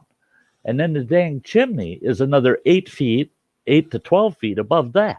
Dangerous. And we'd go up there and we'd lean ladders against those chimneys and to get up there to sweep them. And we learned in the hard way. We got a big gaffle hook with a rope on it. We put a strap around that chimney with that rope on it and put the hook over the eave on the other end of the building, and then put our ladder up against it, because a couple times we had those chimneys start tipping. I mean, these buildings were built in the 1800s. Right. The mortar's all rotten, and you'd have a 12-foot chimney start leaning over, and you're like, here we go. 45-foot drop to the ground with brick all around you. Yeah. So that part of the job spoiled it for me. I said, and then I think they would have fired me anyway, because I had one customer, high-end customer, and I get there and they've got this massive old 1800s fireplace that would take 4-foot logs, easily just roll 4-footers in it. Wow. Because it was about 6.5 foot across the opening to the fireplace. It was huge. And we're sweeping that chimney for the first time probably in 60 years. Wow. You wouldn't believe the creosote and crap that was coming down out of that. Well, I had it all taped shut with plastic, and you got a hole that you got your rod in for sweeping from the bottom up. And once we get it completely out the chimney, bring it back down, then you go with a larger brush from the top down, pushing it down. Well, everything went good until we went from the top down. there was so much in there. It broke loose, and it come down probably about a wheelbarrow's worth of black soot and creosote come pouring out of it. And we had lifted that big old damper out of the thing. The damper weighed about 150 pounds. It was huge. And I could hear it coming, and I turned and looked at one of my crew, and I'm going, oh, shit. Because we got this big commercial vac that was made by Advanced Machine Corporation, great big commercial vacuum cleaner. That sucker, I mean, you could suck a German Shepherd through that thing if you wanted. It couldn't keep up with that soot coming. That soot come down, and I seen that plastic bulging in the front of that fireplace in this very expensive Victorian home with white carpeting in the living room that fireplace is in, and a $250,000 authentic baby grand piano. And that plastic went poof. I didn't know what to do. I was just like, and I told my crew member, I said, don't you frickin' move. Don't move. He's just standing there. He's got soot on him. He's standing there. I said, don't move. He goes, I gotta move. I can't. What do you mean? I said, all you get to do is take one step onto the hearth of this fireplace. You're close enough. You step onto the hearth, get the other foot on the hearth, and you're staying there until we can get this off this carpet. You step on that rug with this dust on it, it ain't never coming out of that sucker. And here came the lady of the house out of the kitchen. Holy shit. F-bombs? I've never heard so many in my life.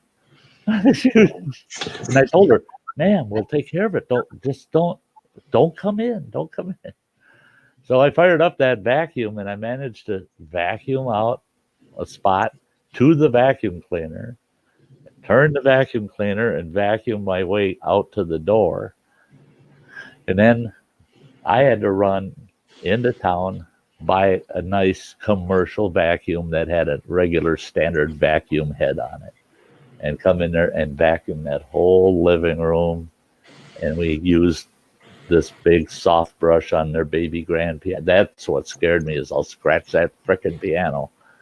And I was amazed. They weren't happy, but they said it was good enough that they got the chimney sweeping for free, of course.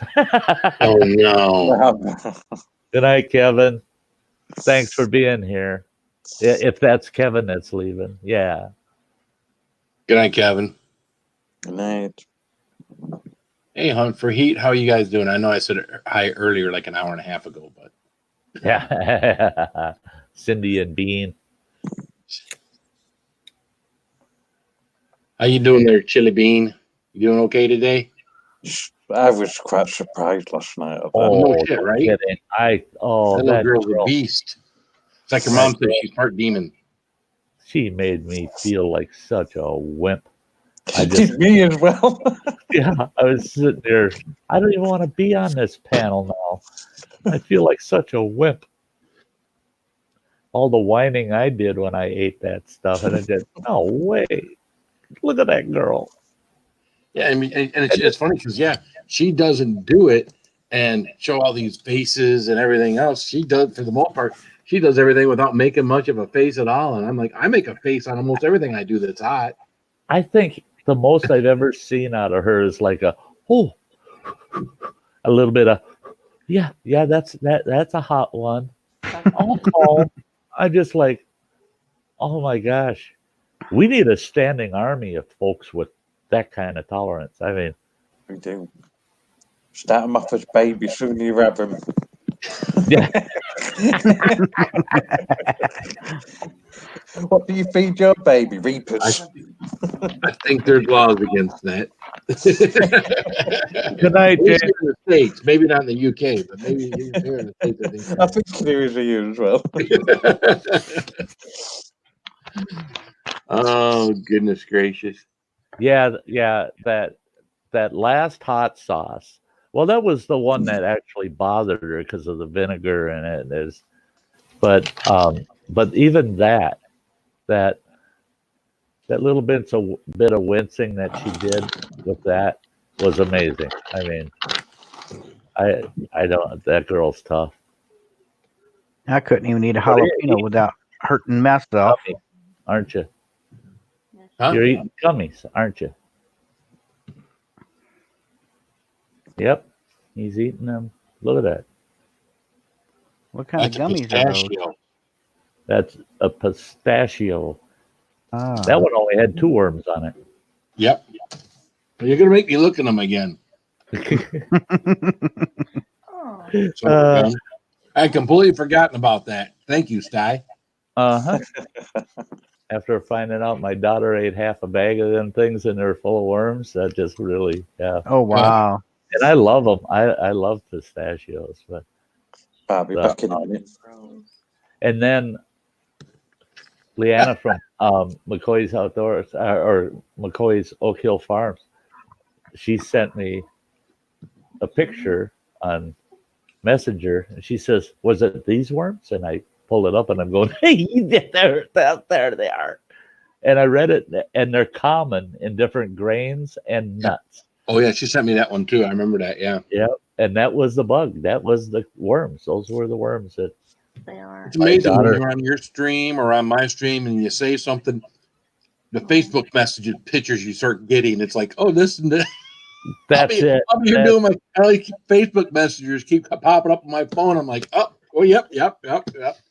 I don't know how many times I've said something, and all of a sudden my notifications are just going ping, ping, ping, ping, ping, ping, ping, ping, and I look and it's everybody telling me what it is. You know, and I'm just like, wow, a dictionary that speaks for itself. One of our friends is getting ready for his wedding day tomorrow, and he sent me a picture. You want to make me big? Make you big? Anne's not here. Oh, she's in the chat. Oh, That's Roman in the shower. He's getting all nice and clean for his wedding day. That's it. He's got a scrubby before his wedding. Poor Roman. Oh, that poor guy. No, gosh. Well, he won't have to do it again for another 8 years, you know? That's right. Yeah. It wasn't even Saturday, right? Yeah. Hey, Phil, I'm leaving you in control for a moment. I'll be right back. All right. Hey, everybody. Oh. Waggling his finger at me. Be like Rocky from Rocky and Bullwinkle. Now here's something you really like. If anybody remembers Rocky and Bullwinkle, right? That shows my age. That was a cool cartoon. I like that one. Oh, I loved Rocky and Bullwinkle and Natasha and what was that? Boris and Natasha. Get the squirrel. Get the squirrel. The moose and squirrel. So. Oh my goodness. Sty, say keep it spicy, Phil. Thank you, Sazmi. I try to be funny. I don't know. Some people that are used to me kind of roll their eyes at me anymore. Just like they're too used to me being me and being weird. So funny becomes weird once you're used to my level of funny. You just they're like people just shake their heads, roll their eyes, Especially my kids. My kids like to pat me on the head. That's nice, Dad. That's funny. I get the little pat on the head as they walk by because for the most part, except for my 16-year-old, they're all adults now. So that's cute, Dad. Give a little pat on the head.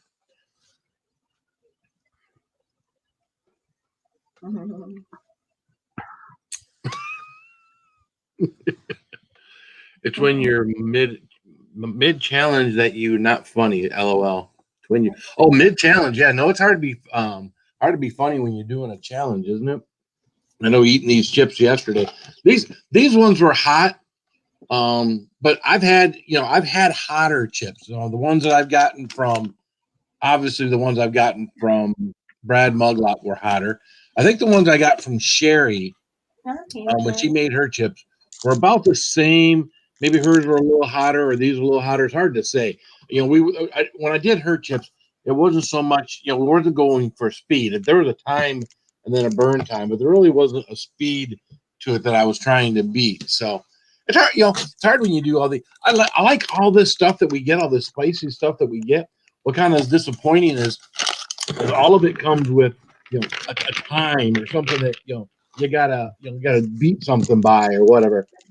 I liked it when I had a chili cherry nightmare, half-pound chili cherry nightmare. I decided one night, you know what? I'm gonna take a square out of this and eat this. And I ate that chili cherry nightmare over probably a month, just a little bit at a time, and actually got to enjoy something that was designed to be like some kind of spicy challenge. Eat it in 5 minutes and it's gone and done, and then you got 2-3 hours of belly cramps. What's up, Hurst? Well, Whitworth.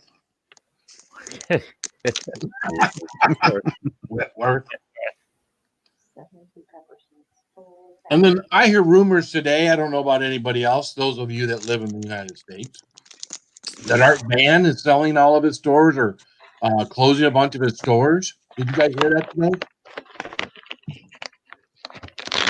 You got Art Van furniture there, don't you, Sty? I haven't heard that.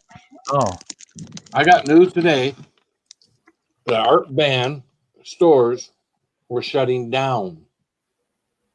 Let's see what's the news on Art Van. hey Blake, good to see you. Get her done, Granny. Great to see you. Art Van announced it's closing all of its company-owned stores. The company announced the beginning of a liquidation process Thursday. The company will begin closing all stores in Michigan, Illinois, Indiana, Missouri, and Ohio. Yeah. So all company-owned stores. Wow. So, which is big news because, I mean, that's like the biggest furniture stores in the state of Michigan. These Art Van stores are just stinking huge. The only thing here is that we've had our first. The only thing that's happened in this country today, we've had our first death of coronavirus. Oh, we've got. I think yesterday we had up to 9 or so. Yes, I think it was yesterday or the day before yesterday. We had 9. We've got 157 cases, and they're bringing in the military. They're bringing in the military now. Oh, well, I saw today on TV 3,300 deaths, but 56,000 people that have actually recovered from it. Right. So, of all of the 60-some thousand that had it or gotten it, Say China's getting over it now. oh, are they? Yeah, they're saying that they're getting over it. It's slowly just going down. I watched a news clip of this fella that he had confirmed had the symptoms, and he said it was like having a really bad cold for him. That's all it was. It all come from a bat. And them old bats, I keep telling you guys, nothing scares me more than an old bat. Yeah. It was on the news today. They were saying how it thinking it said it came from a bat. He won't quit sending me pictures. There he is.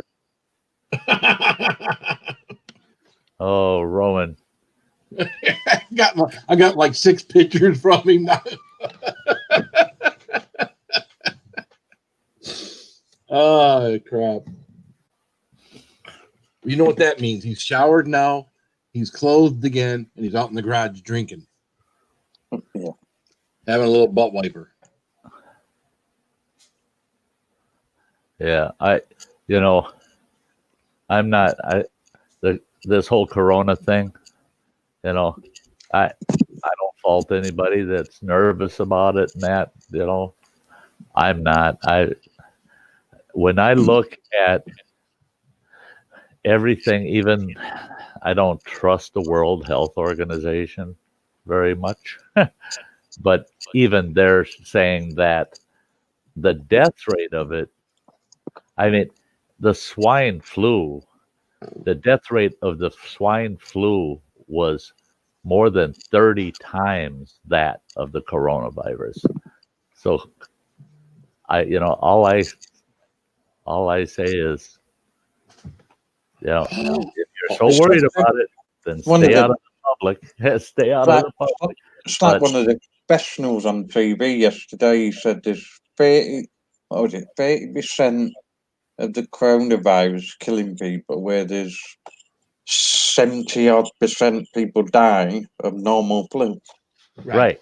The amount of people that died of the normal flu here in the U.S. last year compared to what we've seen so far, the coronavirus, you might as well have had somebody get hit by a car. I mean, we got lots of people that die every day jaywalking in this country.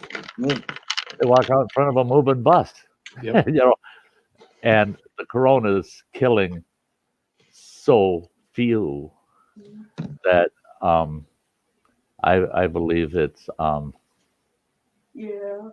Sesame. That's one thing. You can come here and hang out around this campfire, and the Sty North campfires and the Sty Shack on Sunday nights is coronavirus free. Yeah. You can chuck anybody you like, and he won't catch it. Yeah. Phil had the coronavirus last week, but he's over it. Yeah. He had that damn picture. Phil covered with Corona cans.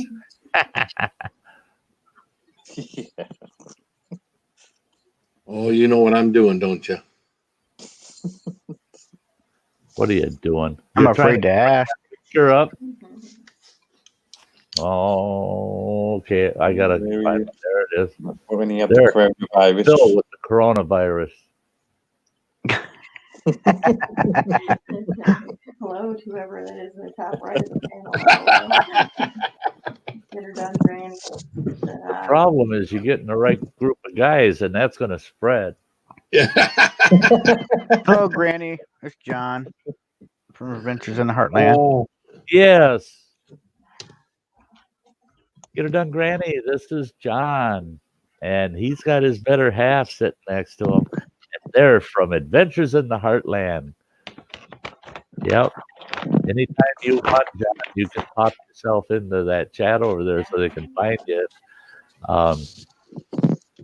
Hey, Suzex. There's a vaccine coming. Yeah, they make vaccines for everything. The only thing they didn't make a vaccine for is my ex-wife. You had that problem too, I see. Yeah. Yeah. I had only actually seen my ex-wife, I think it was on 3 occasions in the last 6 years. And then last week she shows up here and she wanted to just chew my ear off for 4 hours, and finally she said, "Well, don't you have something to say?" I said, "Nope."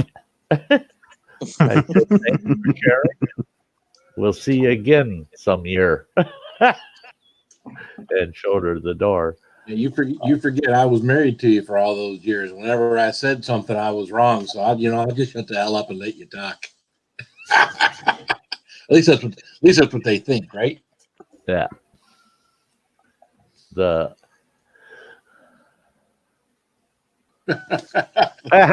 her Granny. Thank God I don't have a ex-wife problem.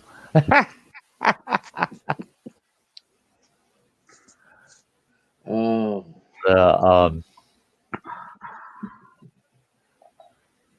There you go. I threw my link up in the chat. Yeah. Don't snort Mountain Dew. Don't do it. Snorting Mountain Dew. There you go. Thanks, John, for getting your link up there. There he is, folks. Adventures in the Heartland. If you haven't, get on over there and check him out. He's got a great bunch of videos, man. Yeah. He's got a ton of videos, and it's going to take me a while to get through them all, but I'm going to work at it. I got 7 of them out of the way, but there's a lot more to go. Got over 200 more to go. Yeah. 0 in the can. Were you able to buy a case of it? A 12-pack, yeah. A 12-pack? Yeah, it's funny. They're darker, colors on it and whatnot. And then like this is like a matte finish on a can, where most cans are like have a metallic, shiny. They put a matte finish on it, so they did a good job with like the graphics and the design of the can and stuff. Yeah. And the stuff tastes good. It doesn't taste like Diet Mountain Dew. It doesn't taste like regular Mountain Dew, but it's the closest thing to regular Mountain Dew I've ever had. So well, see, It's very expensive over here. when it came to diet sodas, all I could drink was Diet Dew. So I want to get my hands on a Zero and try it. Yeah, I do too. 'Cause I used to love Mountain Dew until I was diagnosed with diabetes. Right. okay, Too expensive over here. is it? It's £1.25 a can. How much? £1.25 a can. Holy smokes. What's that, like $1.50 a can? Yeah. Or a little more, $1.65 a can, which is we pay $1.69 for a bottle, like in your convenience stores, or $1.69. Yeah. And the Dollar Tree sells them for $1. So why the heck? I mean, we'd have people, they'd stop in Dollar Tree, they come in and they grab 8 or 10 or 12 cans, because we sold them as individual cans, and they're cold at the Dollar Tree. They're not on the shelf, they're in coolers, and they're getting them for $1 a piece. And I've overheard people say, now we can go get gas down at the Holiday Station. And I go, oh, well, why didn't you just get the Dew down there? We're not paying $1.69 for what we can get for $1 here. Yeah, I guess so.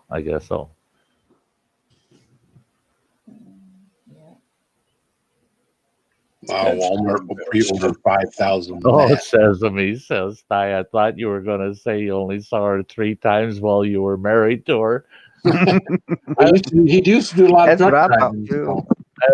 I was married to her for 38 years. So if I had only seen her 3 times, then you'd really know the reason for the divorce.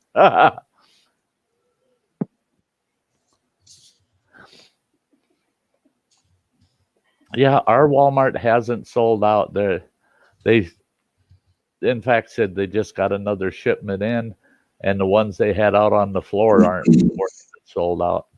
All the sold out here is hand sanitizer. Hand sanitizer? The Dollar Tree, I was surprised when I was in there a couple days ago. They've got 4-foot section of shelving, 4 shelves. And it's all packed right to it's fronted right to the front of the rails, full of hand sanitizer. Dollar Tree's full of it, tons of it. That surprised me. At $1 a bottle and they're good sized bottles. They're big squirt bottles. $1 a bottle, and they've got plenty. It's weird, but I still think it's this weird town, Ashland, Wisconsin. It's if you told them, oh my God, the plague is here, they'd all go, where?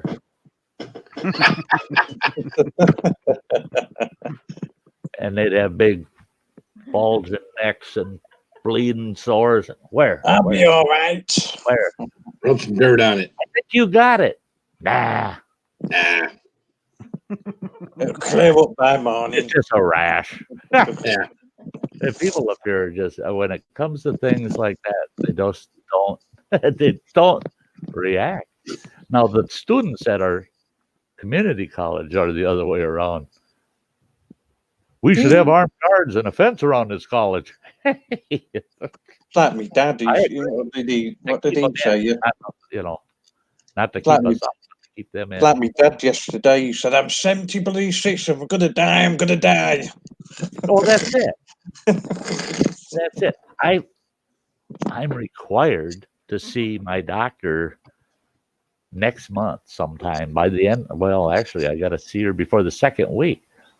Otherwise, I can't renew my meds. So I called the clinic and I said, hey, doc, I said, this ain't going to work. I said, I just can't swing my doctor visit. I said, it's $65 to see the doctor. and it's another $185 for all the blood work. I said, I can't swing it. I said, give me a few months.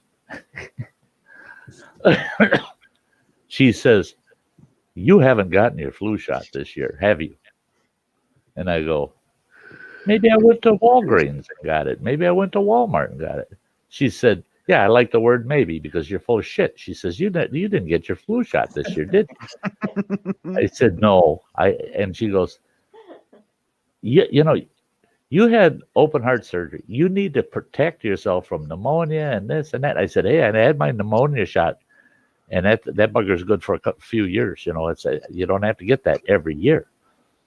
And she goes, I didn't say you didn't get your pneumonia shot. I said, you didn't get your flu shot. You need your flu shot. I said, I don't need it anymore. And she said, why not? I said, well, at least not this year.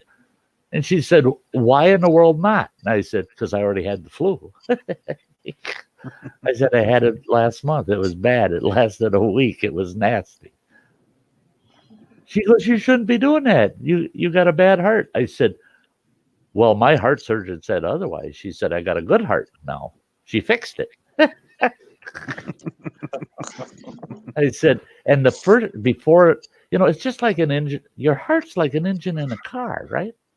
Okay. My doctor, she doesn't go there with me anymore, but she used to always hound me about quit smoking, quit drinking, all your bad habits, the way you eat, everything. Look at what happened to your heart.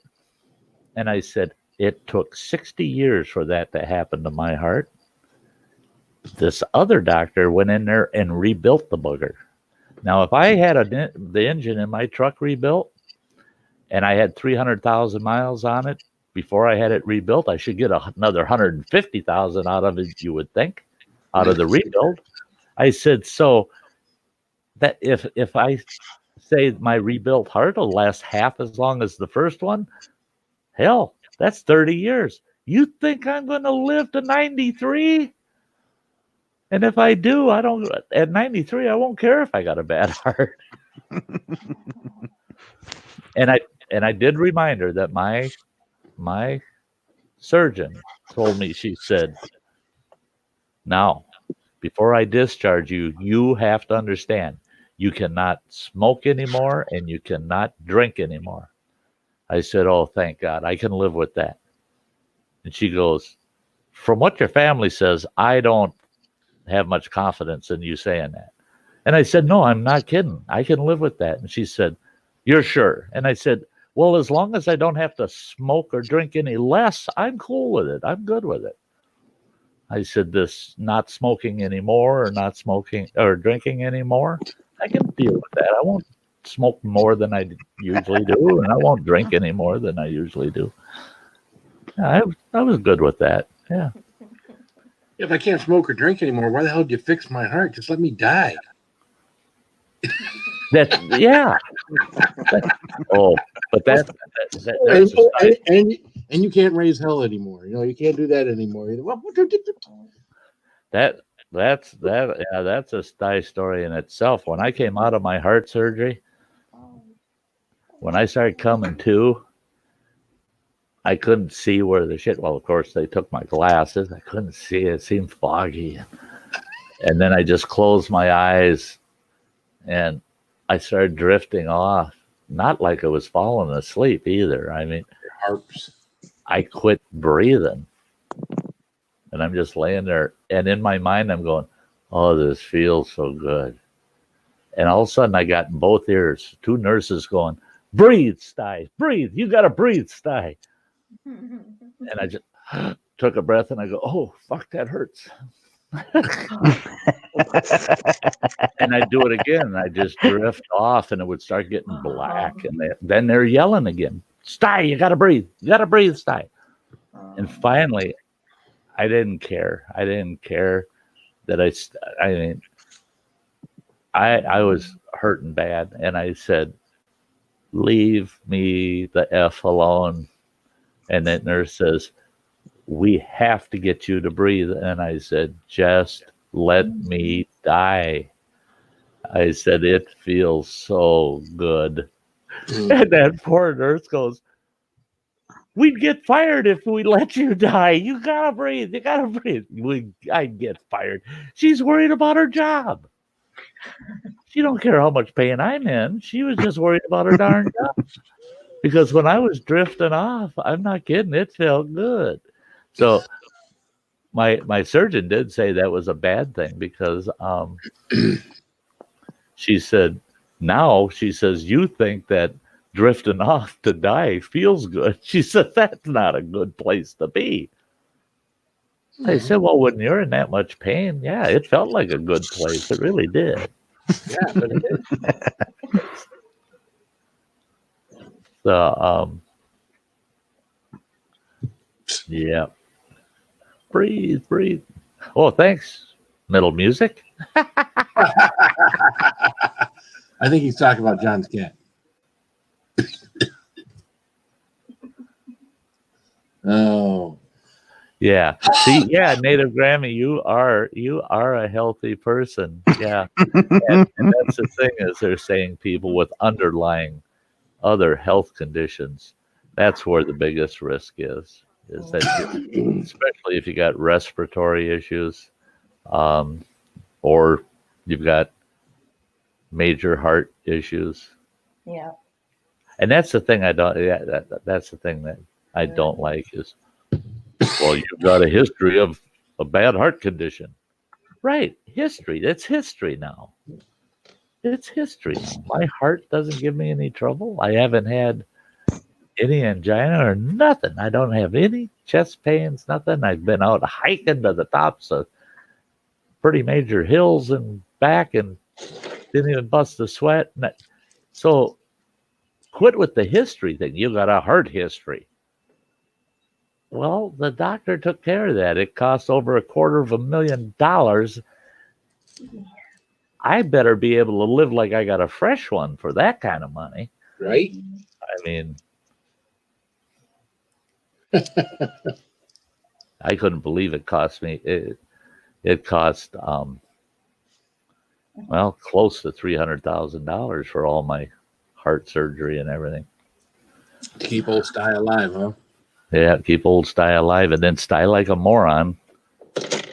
I wasn't out of there 3 weeks, and I finally got them to give me all the tallies. I wanted all the bills.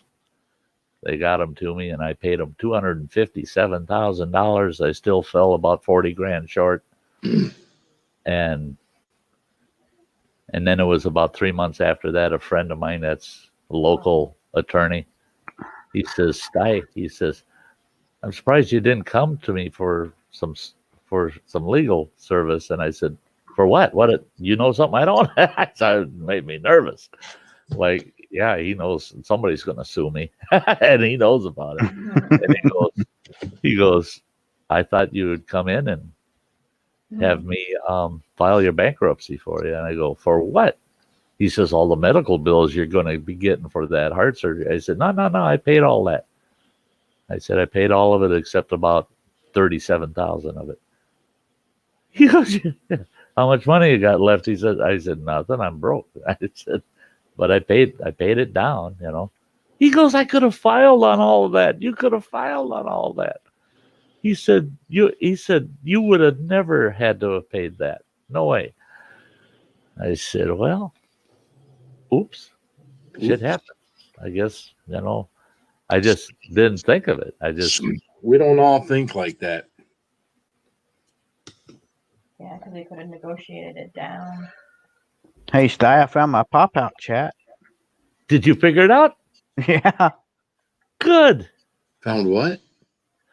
How to pop the chat out of the YouTube side and then have it over when you're watching StreamYard. Yeah, they had to teach me how to do that too. I was a little bit slow. It's It's only my second time on StreamYard, so. Yeah. Well, yeah, it took me a long time. I usually keep it over here too. So yeah, he keeps the chat on a separate device most of the time too. Well, I got the YouTube chat up here next to on StreamYard right now, but I've got it over here too. I don't know why I keep both going. Because you're moving and looking all over. Just moving and grooving and all that. Yeah, over here. The only time I ever see Phil sit still is when he had the couch behind him and he'd sit on that couch and then start have 2 monitors. Computer monitors. That was a nice couch, wasn't it? Yeah, bring the couch back. Do you miss? You know, here in my chair now, I got this rickety chair that I got. I sit right up here on the front of it. I very rarely get back. I feel like I'm not engaged with everybody when I'm back here and I'm comfortable and I can go to I'm engaged with what's going on. So you guys got all those nice gaming chairs, or you're sitting back in your chair and you're nice and supported. And You wouldn't believe how disciplined I have to be to not drop this back. Because this chair, I've fallen asleep 2-3 times sitting there editing and stuff, and then I'll lay the back down because I'm not on the air, so lay the back down and just look up once in a while. It's almost done rendering. Then the next thing I know, just like, oh geez, yeah, this is too comfortable. yeah, I tell you, I paid $169 for my chair, and that's the best investment I made in a long time. This thing is kept. I've done 8-hour streams in it, and felt like $1 million get out of it. And I'm not. Your legs aren't asleep. Your butt didn't fall asleep. You just no sore back. That recliner. Oh, that old recliner I had. That thing was nasty. I'm just saying hi to my friend Bradley Whitworth. Yeah, good. Yeah, send them a signal. Yeah.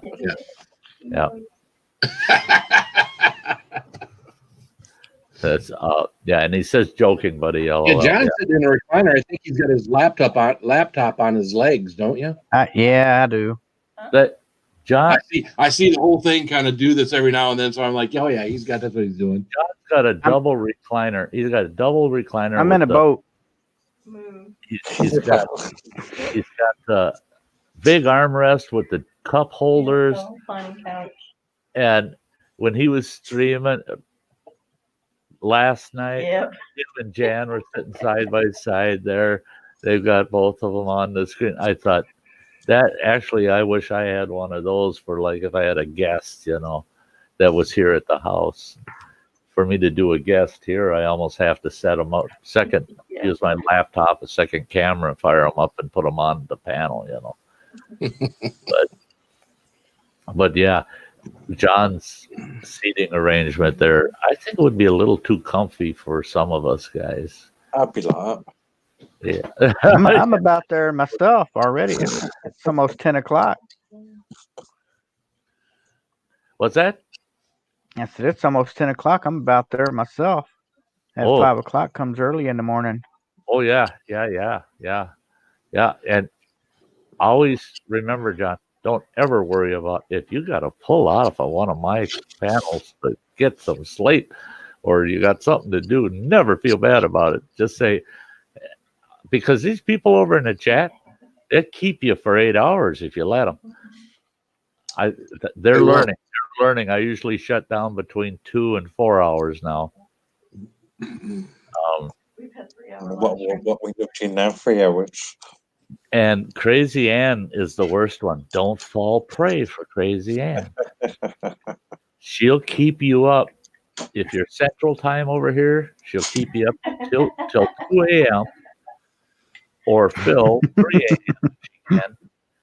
Because she ain't going to bed till 9:30 in the morning where she's at. And she's going to make you stay up with her until she's ready to go to bed. Yep. Oh, no, I don't. See, if you were up here, girl, you could be defended. Now, you didn't know she was in here, did you? She's lurking. I know she's lurking. I knew. Even if she wasn't in here, I'd still feel like she is. I mean,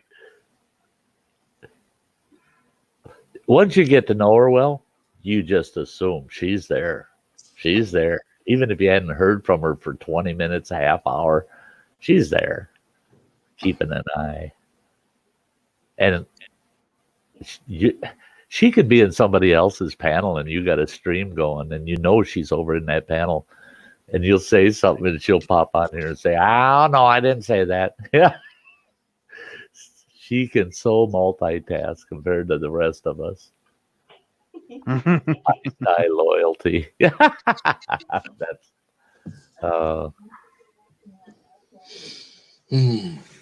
yeah. And just didn't want to be on a panel tonight. That's all right. And she knows it. She We all knows get it. that. We all get like that sometimes. I've told her many times that if she did not feel up to sitting on the panel, don't do it. If she doesn't feel like watching, don't do it. Take the evening off. But she doesn't take evenings off. She watches So, more yeah. movies and stuff than So- I do. So yeah, tomorrow night, John. Hopefully you'll let me ask you a couple questions too. Oh yeah, that's fine with me. Yeah. Now that I'm getting the feel of your channel, yeah, I'd like to ask you a few questions about some of your travels and things. Yeah. I might have to just have you up on the panel on a topic based. I do a into the outdoors every other week, and I might have to get you up on one of those on the panel and talk about some of your outdoor adventures. That'd be cool. I can do Yeah. that. Yeah, because that show I usually don't have anybody on the panel. I usually don't bring anybody up on that particular stream that's done every 2 weeks. If I bring somebody up, it'll be one person as a guest. So yeah, I'll work with you on that. I know Ann had me laughing watching her try to drive that car the other night. I was laughing at that. It's just like when she does the what's it, that soccer, the league soccer league, what is that league soccer? Rocket League. Oh my god. Yeah, Rocket League. That girl's got a mouth like a sailor when she does that. I've played that for the first time with Anne and Nicholas the other night. The other morning, you? shall I say? The other morning, Were you shall I there? say? Oh man, yeah. We're thinking tomorrow night, right, Ann? Are we still thinking tomorrow night playing Rocket League? Let me know. She said Friday, yeah. Well, tomorrow night my time. It would be, but the first time I played with her, she was streaming on YouTube. Her and Nicholas could hear me. Everybody that was in the game could hear me, but I wasn't coming through on YouTube, and we never did figure that out. So, okay, good. I hope so. I could need it. Yeah, me too. But You probably didn't have your shared mic open on your PlayStation. You got two settings. You got your party chat mic, so your party chat can hear you. And you've got the other side of it where you can open it up to everyone can hear you. And where's that? In your sound settings in your PlayStation. In the actual sound settings? Not in the game, but in the sound settings. Sound settings, yeah. And it's just sharing. It'll say party chat and chair chat. That means everyone can hear you. Okay. I'll double check that. But yeah, they couldn't hear me that night. Thank God. Oh. Because if there were children watching.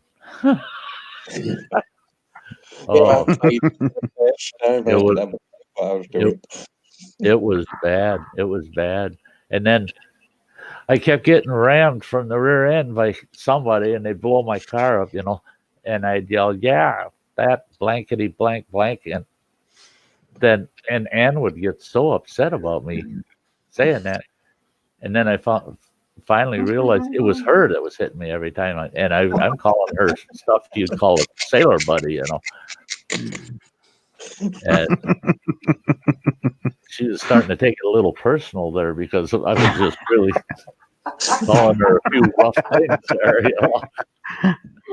there, but then once I found out that it was her ramming me like that, Then I just changed the titles around a little bit and still use some bad language. Oh yeah, that game. Wow. I just get out there and I just drive that dang car and try to hit the ball. I don't care where the heck it's going.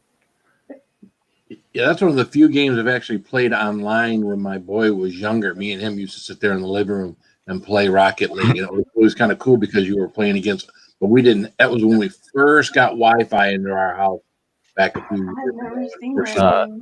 Now he just plays, all his games with his friends and whatnot. And old dad's left to do whatever. Old man, go away. I'm playing games with my friends. Go away, old man. That's going all the way back to remember Duck Hunt. Yep. I got Duck Hunt for the kids. We had a big TV. Oh, they loved it. Boom, boom, boom, boom. Dad, let's play Duck Hunt. Okay, yeah. I thought that was cool. I got to play Duck Hunt with the kids. And all of a sudden it turned into, Dad, why don't you go hunt some real ducks? Leave us alone. What? Well, the problem is I get all these games.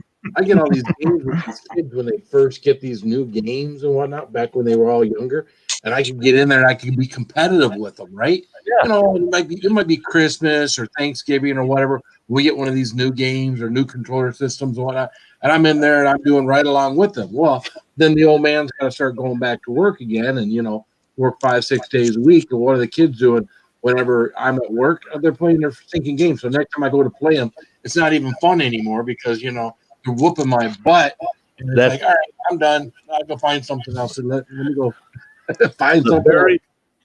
The very first time I played God of War, I got to a spot where all you had to do is jump over this crevice. And after about 60 times of dying, trying to jump across that, get over that crevice, my 5-year-old grandson, he'd been sitting there watching. He goes, "Can I try, Grandpa?" And I said, "Yeah, it'll keep you busy." I gave him the controller, and he goes, hops right over. "Give me that, you little brat! Go bother your grandma." I mean, I spent like 3 hours and couldn't get across it. The very first time he got that controller in his hand, hops right over. I said, "You little monster!" I mean, 5-year-old kid. We had teenagers for the longest time coming to our house because we had my grandson for a few years, and he was 5-6 years old, and we had teenagers coming to our house. Can we hang out with Tevin? I go, he's a 5-year-old. What are you, 16, 17, 18 years old? Well, I want him to show me something in one of the games. What? Well, there's a spot I'm having trouble getting through, and Tevin can help me. I told that kid, you better start charging these older boys. Start charging them for the advice. I said, man, oh man, that's nuts. These older teenagers coming to him and asking him how to get through certain parts in games, and the kid was just a natural, but that's so true. The younger they are now, the more they know. It's at the point where you want to ask a 12-year-old. They're usually an ace, on that stuff. Computer, anything. Sometimes to know more than what they should know. Yeah, that's it. They know all the technical stuff, but then they're getting all the other stuff that they know too much. Where'd you get that from? Well, you let me play PlayStation for 6 hours a day, Oops. Should have kept you from some of those games, should I? Now, Sty, I'm going to get off here. Okay, John, it's been great. Thank you for being here. I think I got a house full of folks. However, I got to look. I think we got a house full with you, man. House full of folks that are happy to have met you. Yep. And I'm hoping that a bunch of them show up next Wednesday. Oh, I hope so. Nice to meet you. I'll share it out, of course. I'll get it shared out there, and I might make a little intro video just pop up on my channel saying, "Hey, folks, come on over and watch us over there." Say bye to Mystic Bunny for us too. Yeah. Oh, Good night, Mystic Bunny. You're she such said good night. She's you're in there such a listening. treat to all of us. I got Mystic you. Bunny. I'm here. Night. All right. Thanks for having me on, All Sty. right, man. Have a I good night. appreciate it. You two take good care. Night. Good to see you, Jan. Bye. Yeah. Yeah. And like I said, they're great folks. I mean, they do so many different things. I mean, they canoe, they hike, they love to fish. They're just and they do cooking videos and all different kinds of things. It's just really awesome. The I see John still in the basement. Yeah, you have to hit the leave studio button to get out of the basement. He's down there giving it. There he found it. That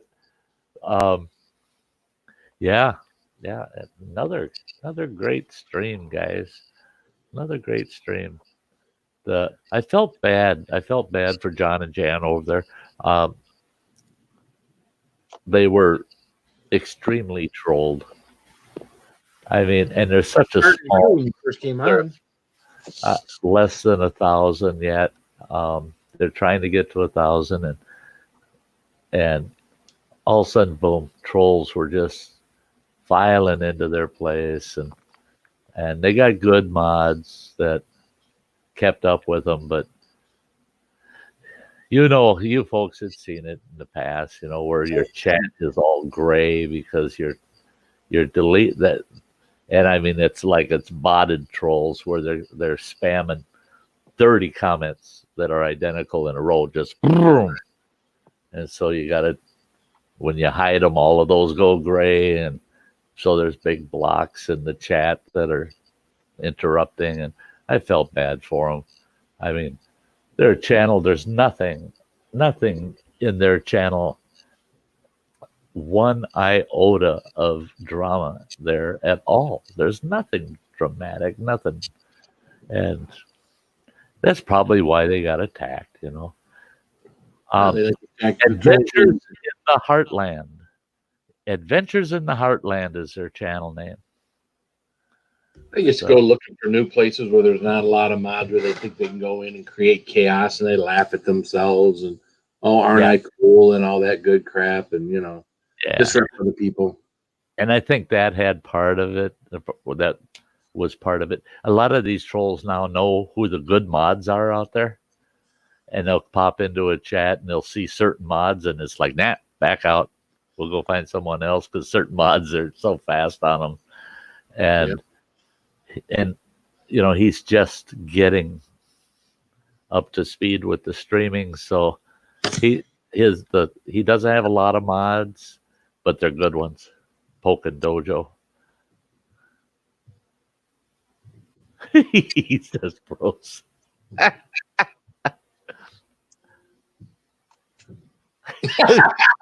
About the 12th poke he finally notices.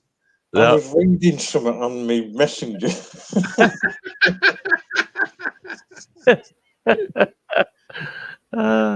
Zoning out. It'd be pretty odd if you were sitting on one of these panels and somebody's down there doing that, and all of a sudden you're feeling this poking. One of my chair, right? Yeah. How did you get in here? We need a button that's hooked up to your chair, so every time we poke you, it zaps you. Oh, great, Bradley! Thanks for going over there. Yeah.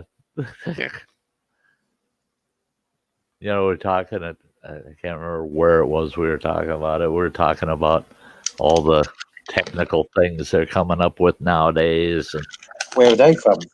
And where do you think it's from?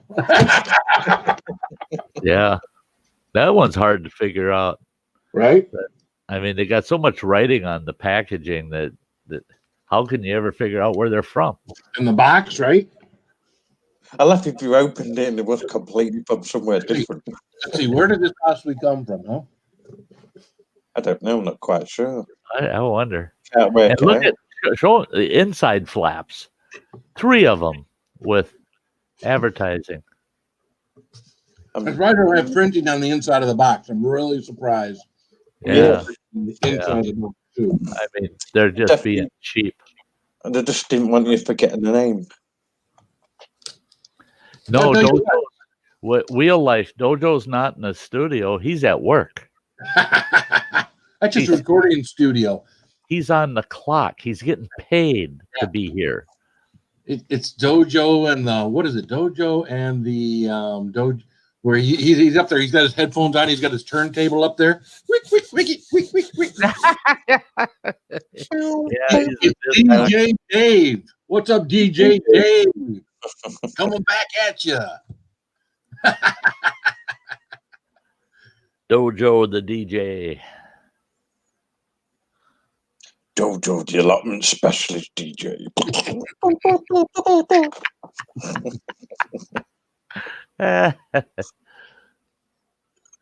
Yep.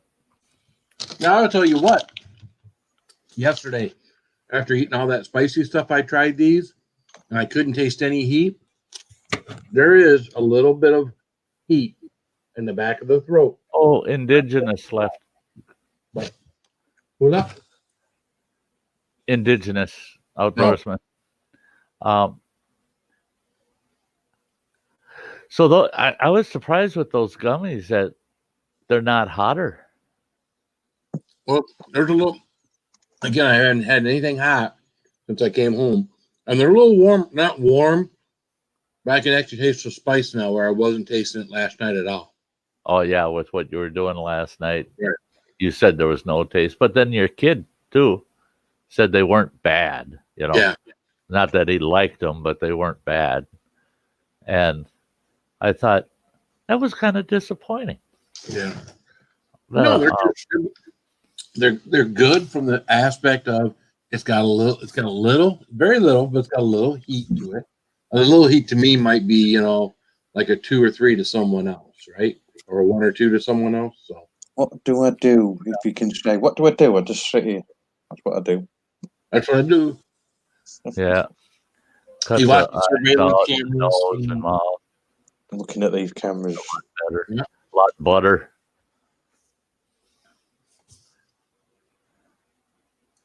Yeah. I was trying to do YouTube and sell cars, and it wasn't working for me. So I had to sell cars when I'm at work. So I got to stop being on YouTube when I'm at work. So. Oh, I'm doing my first day shift next week on here, so I won't be on No. my phone. Be no messing around on my phone then. There'd be too many people around. yeah. Witnesses. Witnesses. No one ever want witnesses. Nope, for anything. Not that you want want to witness for anything, enough. not that I would worry about it. Not that I got anything to hide that I would have to worry about. I mean, I don't have nothing to witness. Yeah, witness. I'm sure there's nothing you have to worry about. No. Nothing to witnesses. No witnesses. Nope. Oh, we used to go to the mall up in Duluth. My ex and I and this couple that we were friends with, and me and my buddy, while the women would go off shopping, we'd wander around and we'd look for their security cameras, and you scratch your ass, adjust things, and I then used to do it all the time.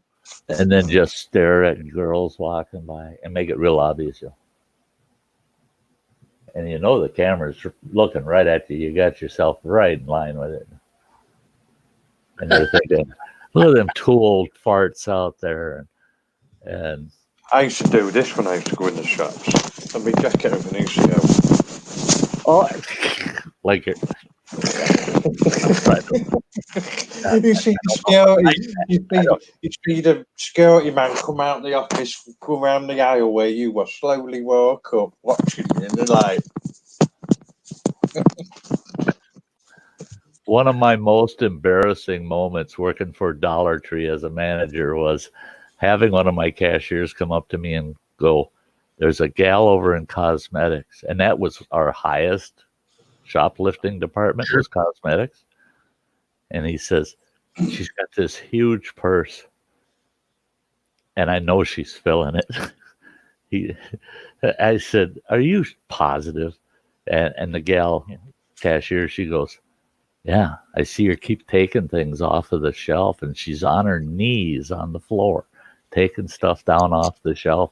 She's got that big purse right in front of her. So I walked over the aisle. I looked down there and I go, oh, yeah, that's looking just a little too suspicious. And she's got that purse right between her legs, like she's really protecting that big purse, you know. And I watched her, and she's taking some items off the shelf, and she's looking at them. And I walk up to her. I had to. I walk up. I said, ma'am, I noticed her purse was just slightly closed. And I said, ma'am, I'm going to have to see in your purse. I said, I've received a complaint that somebody saw you shoplifting. And I said, so I'll have to see in your purse. You can't reach in them, but you're allowed to ask them to open them and show you. She opened her purse up. There was nothing from our store in there. It was, you could tell it was all her own personal stuff. And there's a 9mm pistol in that purse. And I looked at her and I smiled, and she goes, I do have a conceal and carry for that. I go, oh, thank God. I'm glad you have a conceal. I said, I conceal and carry. I said, I'm, and now I'm so damn embarrassed because I'm accusing her of shoplifting. And then I looked, and on the counter, just in front of her purse, the very bottom shelf, she's got all these different cosmetics in piles. And she goes, do you have baskets somewhere? And I go, yeah, I could get one for you. I went and got her a basket. And she takes each of those piles and puts them in that basket and picks it up. And she goes, well, I think I got what I need. And she heads up to pay for it. I was just like, oh, I made a total ass out of myself. Because I thought she was robbing us. But when I saw that handgun in there, at first it was like, oh, I'm not carrying mine. Oh. Yeah, you can have them. I was so glad to hear her say, I've got to conceal and carry for that. What the hell is that? Oh, he's laying on his side. What the hell is that? You let just anything up here, don't you? He just sees an arm Anything. and wasn't even sure what that was, and he just popped it right up. I knew it was him because he was invited. I don't put it out publicly at all anymore. So That's true. You don't have to worry about that. So It's then funny. I have to think of it. You talk about the cosmetics being the number one of the big stolen things. It's funny because I just recently realized when I was in Walmart, because I usually don't go buy the cosmetics. I went buy the cosmetics. I didn't stop at the cosmetics. I just went buy them. But as you're walking down the aisle, going by the aisles of cosmetics, they got cameras that are motion detected. And you hear it being on, and the actual camera, the screen lights up. So as you're walking by this, creating motion, I'm not even going down the aisle. I'm going on the outside of the aisle. That's every time someone's in that aisle, that camera's on, it's recording so that people aren't stealing cosmetics. Cosmetics. They love to take the cosmetics. Yeah, it Yep. says, yeah, I'm glad she didn't misunderstand when I said, but you have a big purse. Here it's close over here. You have a good night, Bradley. Well, I've seen in some places where they where that's Bobby. under lock and key. Certain things are under lock and key, and you Yeah. have to get someone to come and unlock that stuff from you. What's up, Bounty? Hey, Bounty. Yeah. Hey, Bounty. Hey, Barney. Barney. The Palo Alto in California, huh? You think she didn't have a bigger gun? Well, not like you can shoot someone for wanting to check your purse. That make sure you don't have any any merchandise in the purse. You can't shoot anybody for that. I was pretty shocked when we got all of us managers, and at least in our region for all our dollar stores, we got corporate memo saying new shoplifting policy, and it lays out exactly how we're supposed to deal with it. If we see somebody shoplifting, sticking something in their pockets, we're supposed to get a basket and walk up to them and say, "Oh, I noticed that your hands are full and you're having to put stuff in your pockets. Here, use a basket." We're never supposed to even imply that they're shoplifting. And they said, in the worst case, they're going to just be embarrassed and they'll put that stuff from their pockets in the basket, and then they'll walk around and leave that basket and get the heck out. I told them, no, it ain't going to work. I said, what if we see them heading for the door? No, you're not to confront or restrain anymore at all. And I said, so then we got to call the cops as they're heading out the door and hope the cops can get to the parking lot by the time they're out of here. And they said, no, don't even call the police. We don't know. They said, because if they see you on the phone, they might think you're calling the police. I said, well, okay. So where's the stop the shoplifting part? Because we got bonuses based on how low our shoplifting rates were. So I said, you're just taking our bonuses away, the manager's bonuses, because you're not going to give us any enforcement power on shoplifting. And they said, no, you'll embarrass them to stop shoplifting by going up to them with a basket, because you're basically saying, I know you're shoplifting and here's a basket.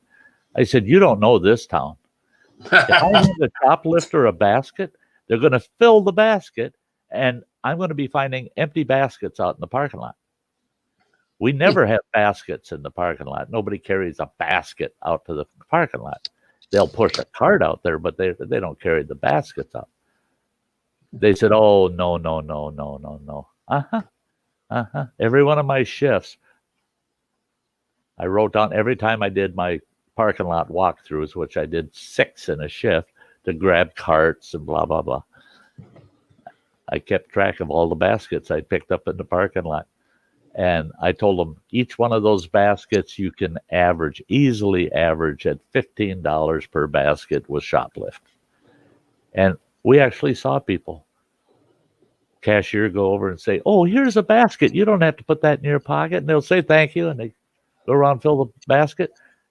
And while you're busy at the cash register, you watch them. There they go, right out the door with the basket. We just gave them a license to shoplift. The basket makes it easier to get in the house when you get home. Yeah, take the basket home. Oh, I couldn't believe it. Stinking Dollar Tree, for crying out loud. It says Dollar Tree right on the cart.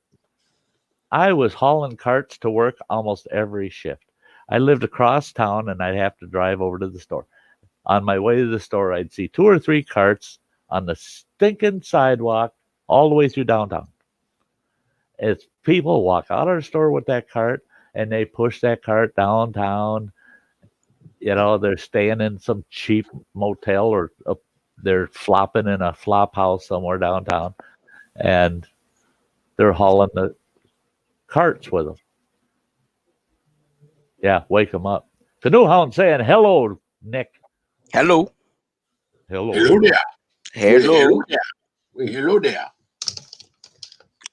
It's funny you're talking about that before, Sty, Dollar Tree.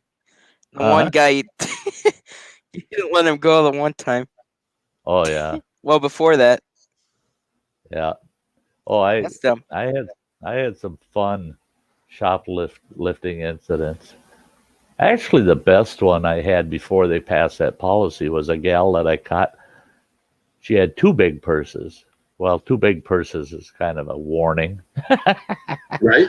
And she was wearing a oversized baggy coat. She came in, and you could tell she's skinny as a stick when she comes in. And those purses were almost flat. Well, I told the cashier, I said, would you see her heading out the door? I said, let me know. So she called the office right away. I said, she's heading for the door. I said, okay. So I come out and I stopped her at the door. And oh my God, both them purses were bulged out about 14 inches. And all of a sudden she looked like she weighed 500 pounds. and she didn't look like she weighed 120 when she walked in the door. Mm. And I go, would you step aside, ma'am? And she goes, all of a sudden she's defensive. What for? I said, well, because I'd like you to give back all of the Dollar Tree items that you have on your person. And I grabbed a couple of baskets and I said, put it all in these baskets for me, please. I don't have anything from here. I don't have anything from here. I said, well, actually, in the state of Wisconsin, I do have the right to demand that you show me the inside of your purse. I said, I will not reach inside of it. I will not touch anything, but I have the right to demand that you open it and just let me look in. She goes, fine. She opens it. Cosmetics, sure enough, packed full. And I said, yeah. Okay, you got all them cosmetics. Thanks for showing me that you took these items out of our store. Oh, no, those are my cosmetics from home. I said, you're not that ugly. I said, there's no way you're that ugly that you got to carry all your cosmetics with you out on the street in your purse. Oh, so I'm not that ugly. So you must think I am ugly. I said, I think you're a thief. I called the PD and I said, get down here. I said, she's starting to raise hell. She's going to head for the door and just run off with a bunch of shit in her purses. And cops got there. Now, you got somebody that's really dumb when the cops walk in and go, oh, Shirley, not you again. Right away I knew, oh no, these cops know her. They know her by her first name. And 147 items. 147 $1 items stuffed in her coat and her purses. And that one was a rough one for her, though, because the judge had told her one more time. He says you're gonna serve 180 without any time off. You're not gonna get any. You can't get out early. You're gonna stay the full 180. And then he hit her with I can't remember what the statutory fine was, the highest of it. And it was quite a bit. Oh. And nailed her good. But we got all of our items back. It was funny, though, the way the cops did it. They just turned her purses upside down, dumped them in the baskets. And there was a wallet and a couple other things that were obviously hers, Right. And they said, we always just dump them into something and then pick her items off because they're on the bottom. Easier. And her second purse had a bank envelope, those bank envelopes they give you when you go in and you cash a check and they stick the money in the envelope. Yeah. There's a bank envelope in there and it's pretty thick. They took it out. It's full of cash. And they looked at it and they go, Shirley, how much money's in here? And she said, $1,800. She had $1,800. Dojo, you're up here twice. Which one do you want me to get rid of? How the hell did that happen? I don't know how the hell that happened. There, that one's weird. gone. That's weird. Yeah. No, you're weird. You're weird. Yeah. Quit blaming that. How the hell that happened? Well, I was looking. I thought, how have I come on twice? That bloody duck at StreamYard must have done it.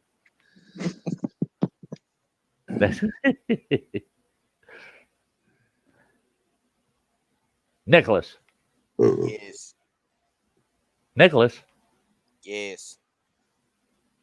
Hey. We can't hear you. Can you? Nope. I thought he was falling asleep. I always like Can you that. not hear me?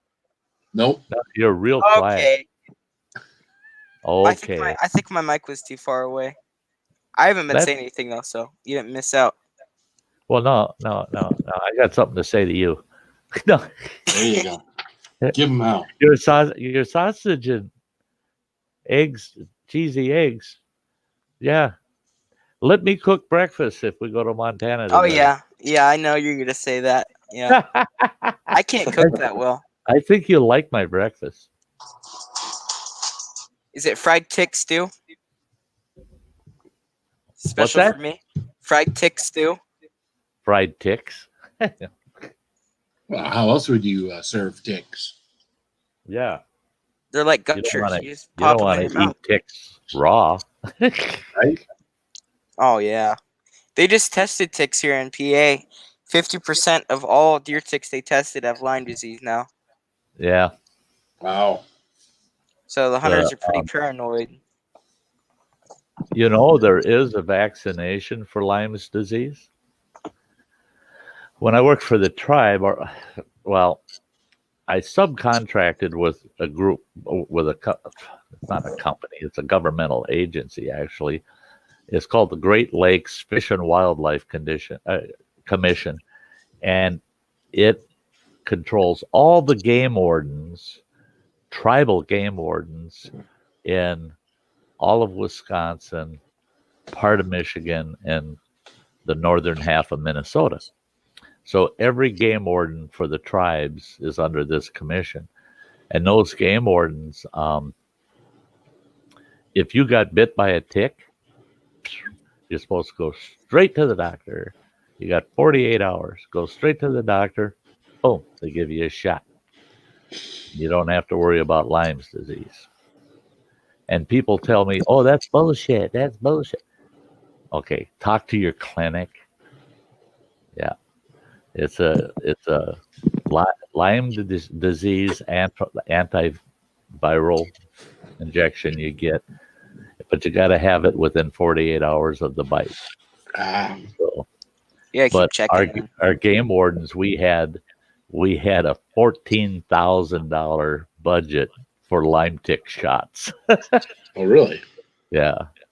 Well, they're out in the field, busting through the brush, chasing down poachers every day, and they're coming in contact with them ticks constantly, and they're getting bit, So yeah, they get bit by a tick. They didn't even ever come say boo to us. They just go straight to the clinic, get their shot.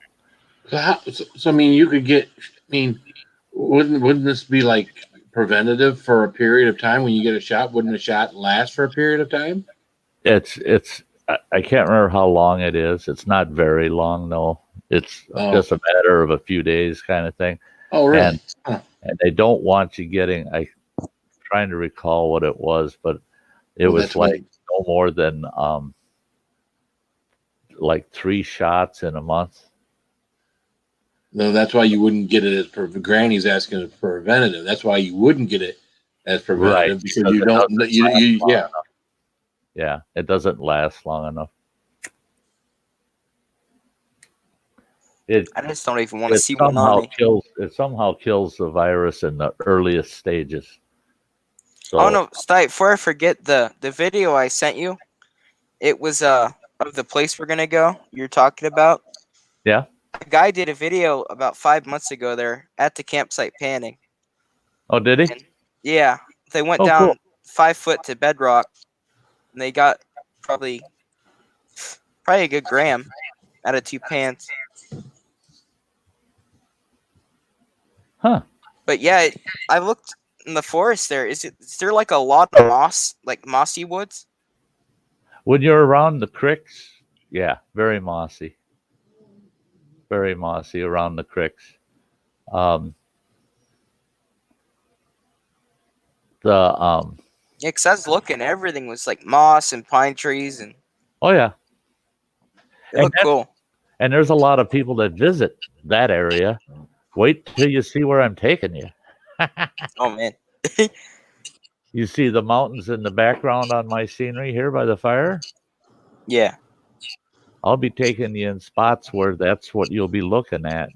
Really? And you'll hear banjos playing too. Be careful. Yeah, I'll be out there. Little pig. Little pig.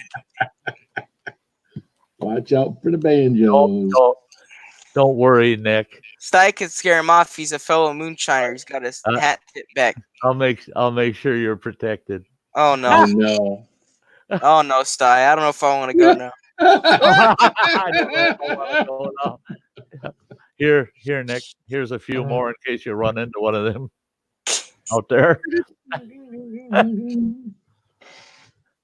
And hopefully they'll understand you when you say, please. Nah, you don't have to worry about that. I never saw anybody that hillbilly-ish in Montana. I did it in North Carolina, man. We went to one place.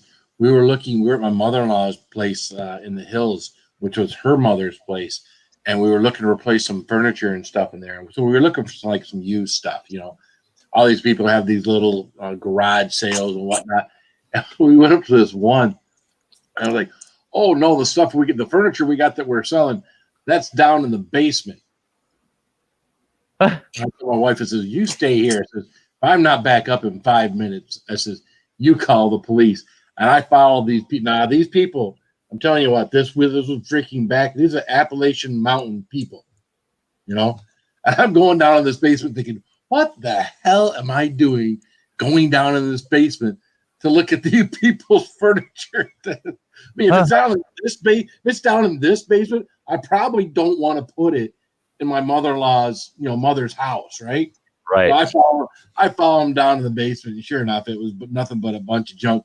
But the entire time I went down there, I was, eyes wide open.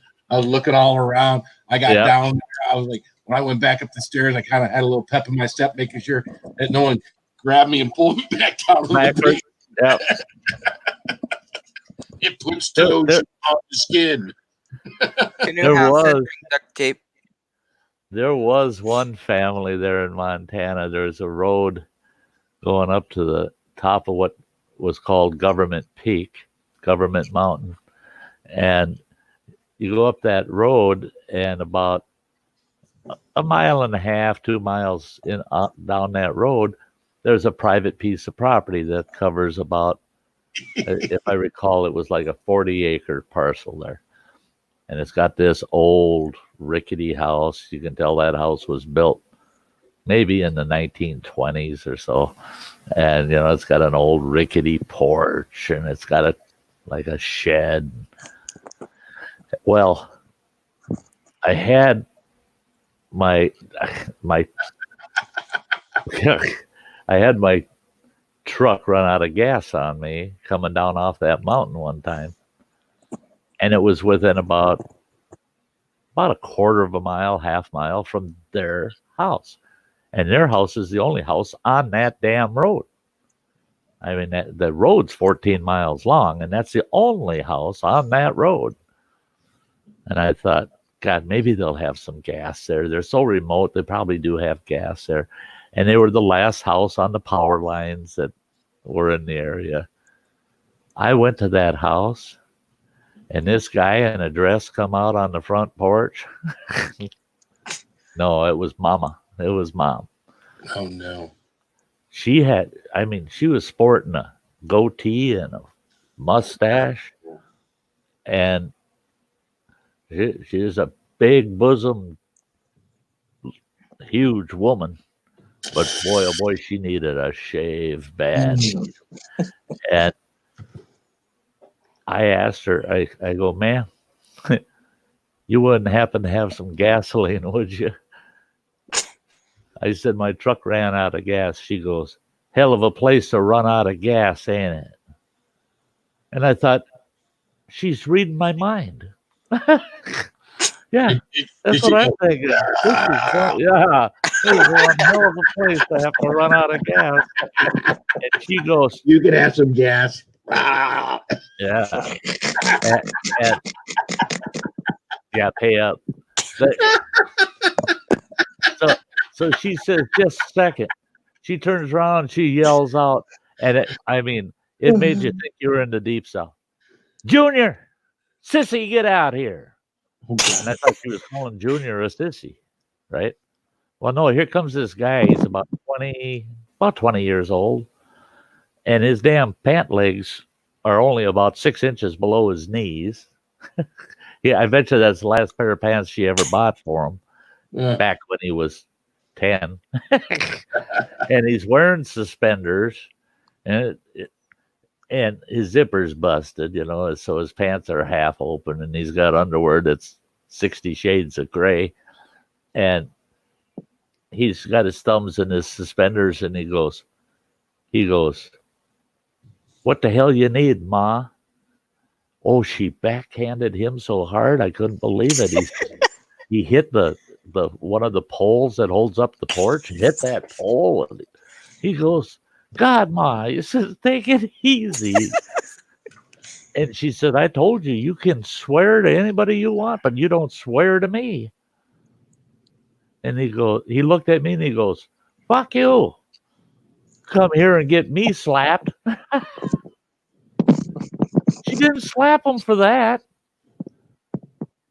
And she goes, "Junior, just help the man out. He needs some gas for his truck." And he goes, "But that's my gas." And she says, "Well, I'm sure he's going to pay you for it." And I said, "Oh yeah, I'll pay you for it. I'll pay you. Cash only." And here comes this young gal comes walking out, about 18 years old, and she looks perfectly normal, very attractive, looks perfectly normal. Those are the ones you gotta watch out And for. she walks past her mother and her brother and comes up to me and she goes, "Come with me. I'll get you your gas for you." And she said, "And we'll make sure you get down the road." I'm like, okay, that scares me. You got this normal girl with these two, and she's saying, "Come with me." I think she's the one that lures you in, and then brother kills you, mom chops you up, puts you in the soup pot. It's a team thing. I'm sure of it. So even with the pretty girl, I was scared to death. She gets me a 5-gallon can of gasoline, and I give her $20 for it. And she insisted she'll walk with me to the truck. That way I don't have to stop back at the house with the gas can. I didn't put two and two together. I'm putting the gas in, and she's right up there, and she's just smiling. Like, "Aren't we helping you today?" Put that empty gas can in the back of my truck. I said, "Jump in, I'll drop you off at the house." Well, now, wait a minute. She walked with me down there so I wouldn't have to stop at the house again. Oh, I got accused of doing all kinds of nasty things when I was dropping her off at her house. Her mother was right out there. Her brother was out there. "And don't you ever come back around here again. You better not be with a baby," her mother's yelling at her. And I'm like, Jesus, we were gone for about 10 minutes. God almighty. It takes I 2 got the minutes. talent found out the girl was Ma and Ma's husband's kid. The boy was Ma and Ma's dad's kid. The locals brought me up to speed. Yeah, there was. Okay. And they said what really goofed it all up is that Ma's dad and his sister were the parents of Ma. So it was dad and sister, and then it was dad and daughter. So it was interbred. Yeah. So it was dad, sister, dad, daughter, come up with the boy. I know they say keep it in the family, but that's a bit too much. That's right. That's right. Keep it in the family, right? It's scary when the girl says, "I'm pregnant with Uncle Daddy's baby." Yeah. Yeah. There's a place up here where I am, a bit further up. It's been an old saying for years. It said, "Your uncle's your dad, but your dad's your brother, but he could be your son." I'm my own grandpa. Thank you, Wheel Life. I just accepted your thing and saw what you're talking about. I hadn't seen True TV. Someone was mentioning that they saw on TV the Hot Ones. I'm like, no, the Hot Ones is on YouTube. I'm sure. Yeah, but they just got it on True TV. So I got to go check that out because they started a TV show. Yeah, so they're still going to be using celebrities. So it isn't going to be like anybody normal. I would say normal, but any chili head ever doing anything. Listen to our conversation and then you use the word normal. Yeah, right. There's- Us normal chili head folk, you know. Get her done, Granny saying, Lord, sounds like a family that lives around here. Oh, I think they're all over the country. Oh, I think so too. Well, see, I had a situation that you made me think about it. I had a situation a couple of years ago, and I'm driving home. I'm not 2 miles from my house, and there's this young lady pushing a bicycle up the road. So I'm thinking there's something wrong with her bicycle, right? So actually, I thought it was a young man. To start off with, I thought it was a young man. So I turn my truck around, come back, and then find out it's a young lady. And she's like, "Where were you like 5 miles ago?" She says, "I live right up the street." I says, "Well, I'll drive you home, throw the bike in the back, do the bike in the back." And she's like, I go up the street, we make a left on this road, and she's like, "Right there is where we turn." I'm like, "Right there?" She's like, "Yeah, right there." And it was a path. It wasn't a driveway, it was a path. So they hadn't put down any rocks or anything like this. So I'm driving down this thing in my little Tacoma. Now Tacomas are smaller trucks.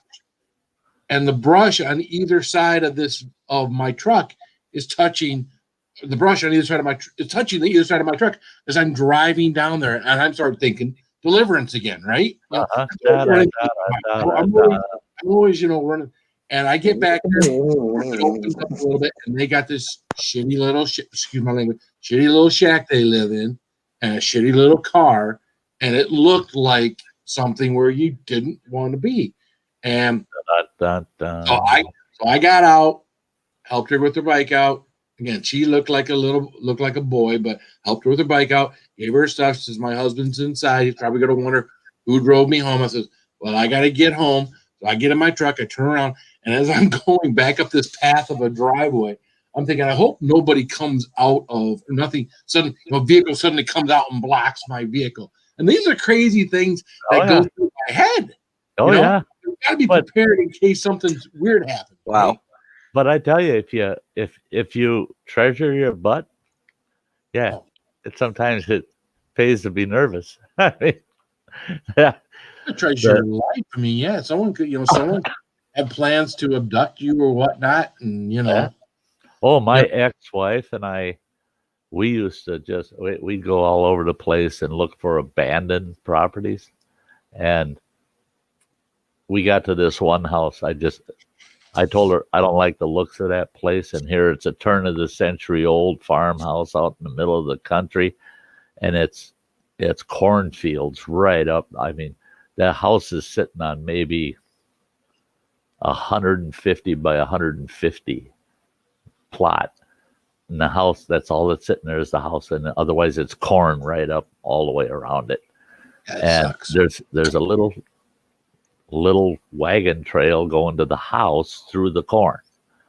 And she wanted to see that house, wanted to see that. I said, "There's something I don't like about that house." I said, "Look at the damn thing." I said, "It's sitting on kind of a hill, and it's corn all the way up to it." And I said, "And there ain't a single frickin' tree." I said, "But I know you could go upstairs in that house," and it had like one of those round tower gables. I said, "I bet you can go up there and look. I bet you can see 10 miles every direction from that house." I said, "Someone could be shacking in there and just they can see us now from us where we're standing looking at it." And she goes, "Oh, no. Yeah, get her done, Granny. Shoulder into the corn. Hunt for Eat said the same thing." Yeah, I was starting to think of that crap. I was just like, no. No, that's not the house to check out. We went to that house, and we walk into the place, and right there is a door. Well, it's an entry, but the door is gone, and stairs going down into this dank old fieldstone basement. And she goes, "You check out the basement, I'll check out the ground floor, and then we'll check out the upstairs together." I said, "No, you will not be checking out the upstairs with me." And she goes, "Well, yeah. Will you do the basement, I'll do the ground floor, and we'll do the upstairs together." I said, "No, it's not going to happen." And she goes, "Why not? Why? What's the problem?" I said, "I go down in that basement. I don't think you're going to have me to go upstairs with you." I said, I don't know what the hell's down there. I probably will not come back. Oh no, you get down there, check out. I was scared shitless down in that basement. I didn't have a flashlight, nothing.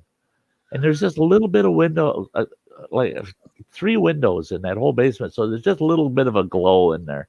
I'm looking around, and I got about 5 feet from the steps, and I just stood there. And I backed up against this stone wall, and I just stood there. And then I headed up the stairs. I get up there, and she goes, anything interesting down there? Nah, just big empty room. There ain't nothing down there. I went corner to corner. There ain't nothing down there. Hell, I don't know what was down there. I wasn't going any more than 5 feet into that room. Bunch of stickers and stuff hanging from the ceiling in the basement, swinging back and forth.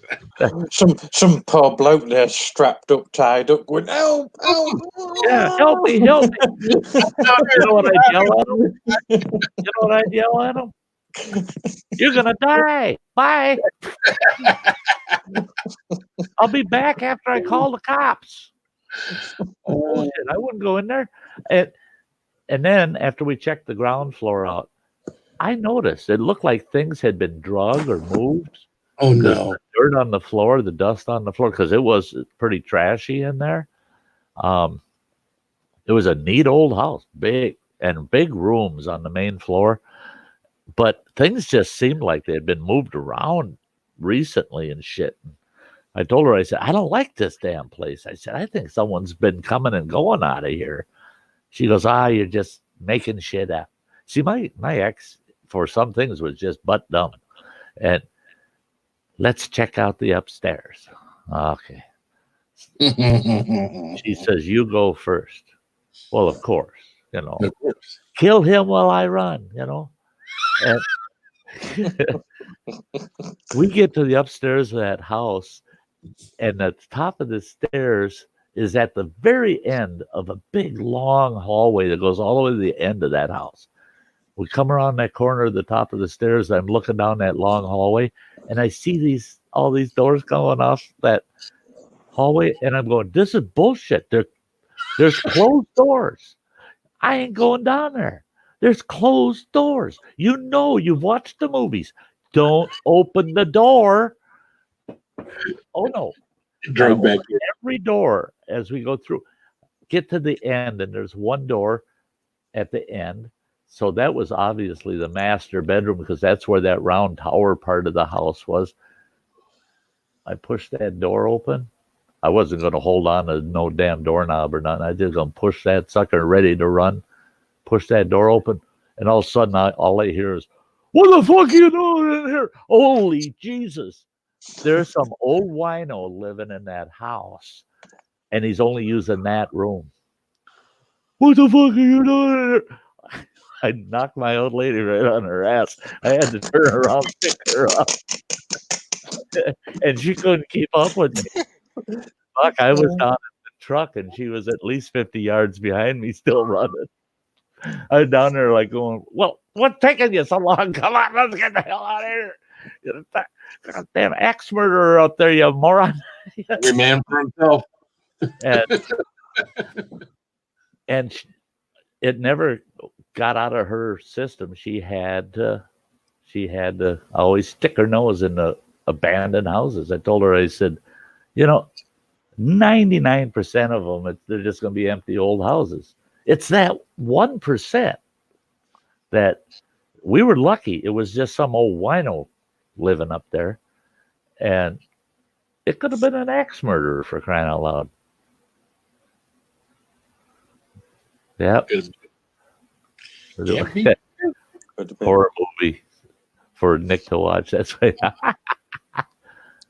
I'm not watching it. Prepare for upcoming journey with Sty. No. Don't do that. Don't wreck Nick's trip. There's nothing for you to be scared of. I'll protect you. I step out of the truck and a grizzly rips my neck. As soon as we get there, just walk out. Now, I will tell you, me and the wife thought about quite a few summers ago. We thought, we were thinking about it in the wintertime about going out west. Just, you know what, getting the kids, going out west, finding a place to stay and everything else.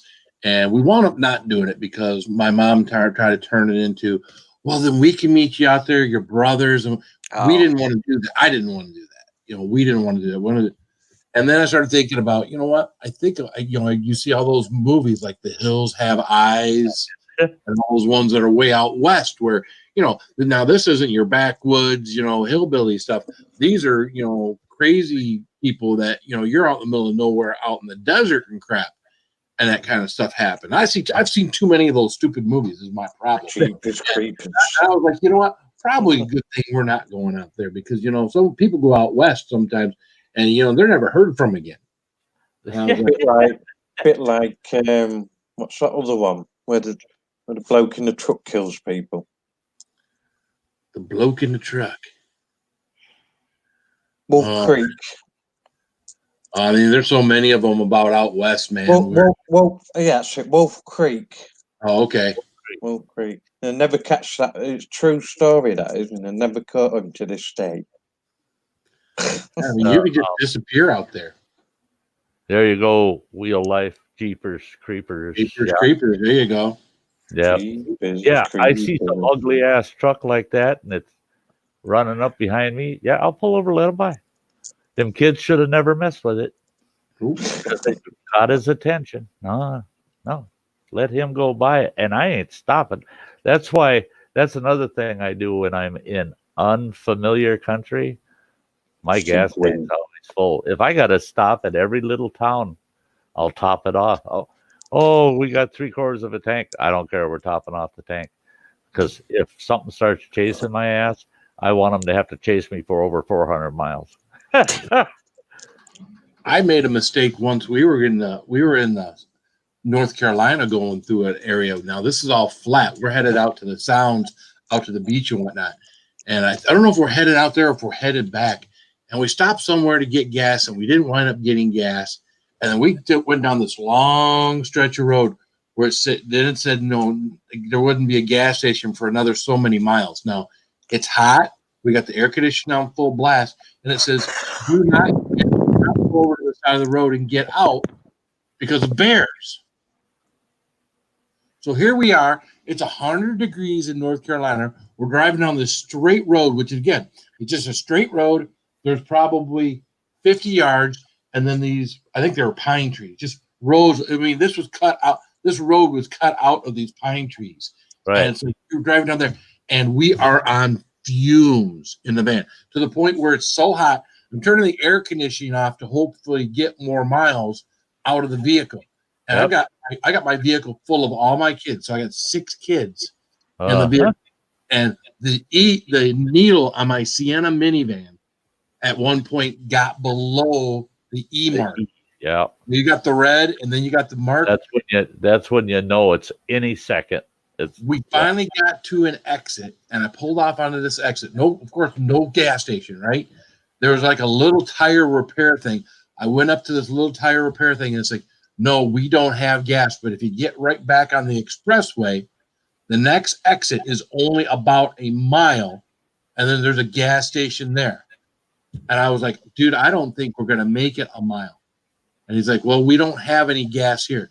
So the rest of it was like a little town, no freaking gas station in a little town off of an exit, off of a highway. You know, so we make it up. We do make it up to the next second.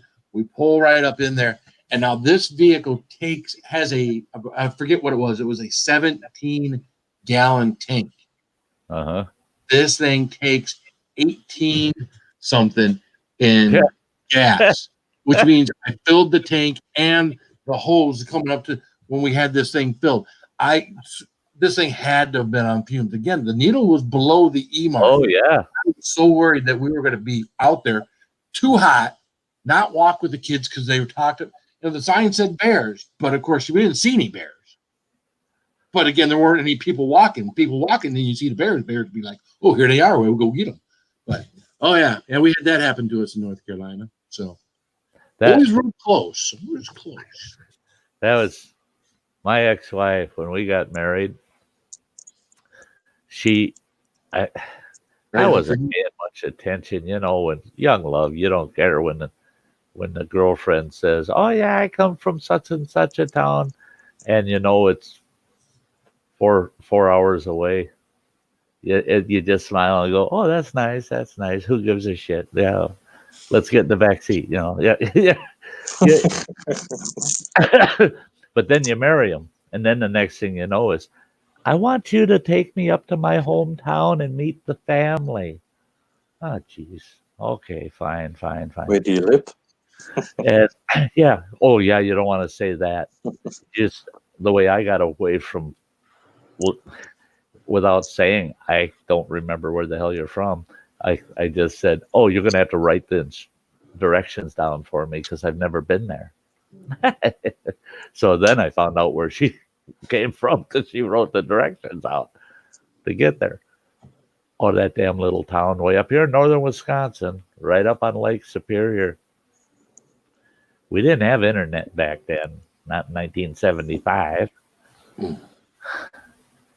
I'm driving up. She went up with her parents. They're going to have this big family reunion up there. And I'm following them up later, like 2 days later. I said, I'll see you there. And I had her brother with me, and he was like 12, 13 years old. And I got a 1955 Chevy half-ton pickup truck. And it's jacked up, got nice meats on the back. It's got a tricked out straight six on it in it with a 6-pack. I mean, it was rotted out. It was a nice truck. And I got a 125 Honda dirt bike in the box. When we got to that damn town, that scared the shit out of me. There was a gas station, old rickety gas station, and I was surprised you didn't have to pump gas like this. And I saw their post office. My bathroom's bigger than their post office. I mean, it was just, it looked like an outhouse, but it was their post office. It had 2 bars and 1 church. That's it. That's town. You got 2 bars, 1 church, this shit box of a post office, and this rundown gas station. Well, my ex-wife had said, you get into town, you stop at, you'll see the sign, it says Bill Lutman's. Stop at Bill Lutman's bar, and Bill will be at the bar. He's there 7 days a week. He's out. He don't let nobody run his bar. Just go in there, and you know old Bill, just walk in and look for a guy behind the bar that's an older fella, and that's Bill. And he'll tell you how to get out to Grandpa's farm. Oh, Jesus. I walked in there, and there's a bunch of bald-headed fuckers in there. They all look the same. They all look the same, right? And I thought, oh, inbreeding. Oh, shit. Whole bar full of inbreds. I bet you they're all brothers and cousins. And then I started wondering, I wonder what the women look like, you know. And I get up to the bar and I go, are you Bill Lutman? And he goes, and who the hell are you? And I'm like, whoa, shit. Nice greeting, you know. I told him who I was. And he goes, and what do you want here? And I said, I'm looking for Minna Beeksma's farm. That whole frickin' bar just went into an uproar. Laughter and no way in hell and on and on. And I'm like, and old man Lutman's looking at me and he goes, there ain't no way in hell Minna Beeksma would let someone like you on his property. He said, I seen that truck you come in here with that motor kickle, he says. He called it a motor kickle. He goes, with that motor kickle in it, he says, there ain't no way in hell Minna Beeksma would have anything to do with someone like you. And I said, you see this redheaded kid right here? And he goes, what's that kid got to do with it? I said, that's Minna Beeksma's grandson.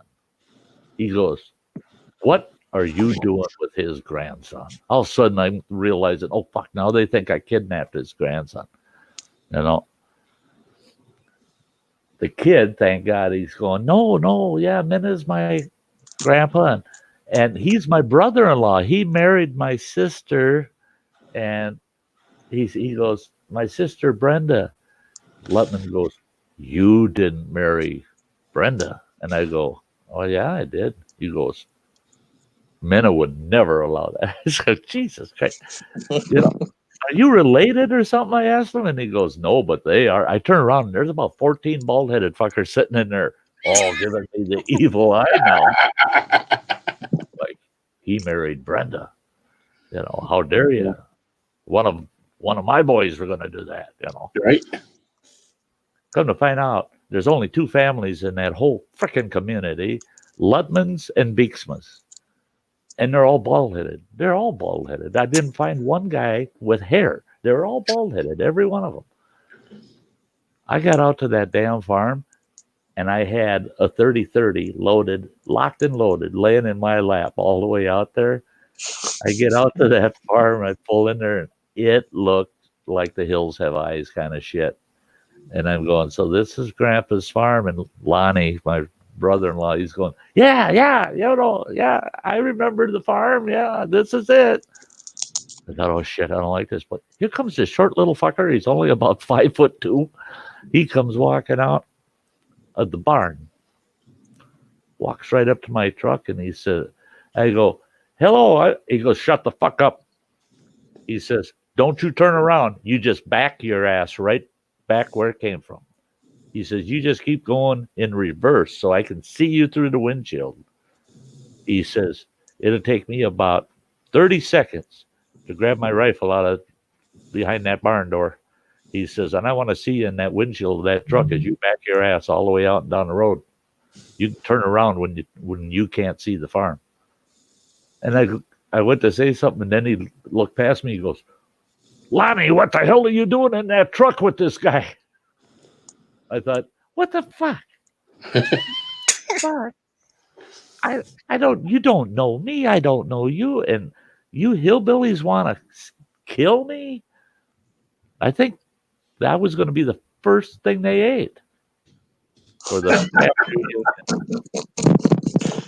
I found out it was just a nasty freaking mess. There's 11 brothers, 11 Beeks brothers.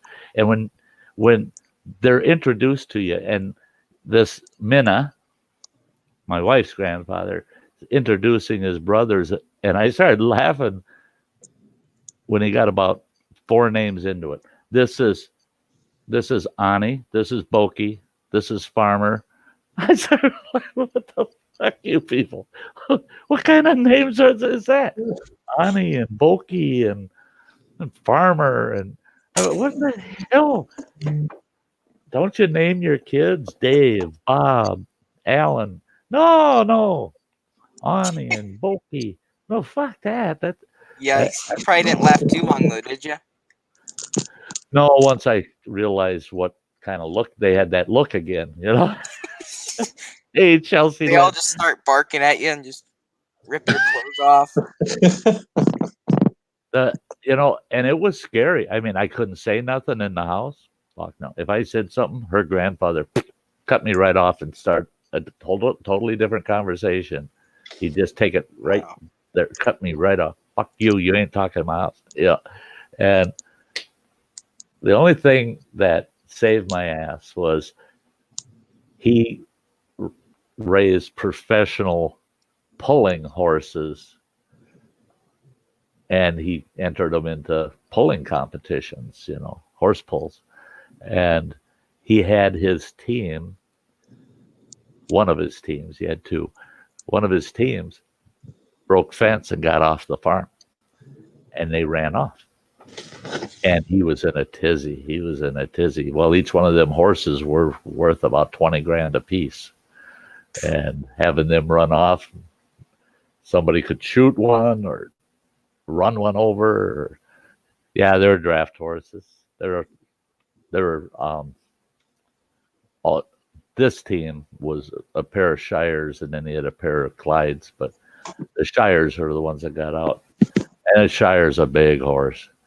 And he went out, and he was out for about 4 hours. And he came back with one of the horses, and he could not find the other one. And he's calling around trying to get his brothers to help find his other horse. And I said, I'll go out and look too. And he says, what are you going to do when you find it? I said, I'll walk it back into the farm.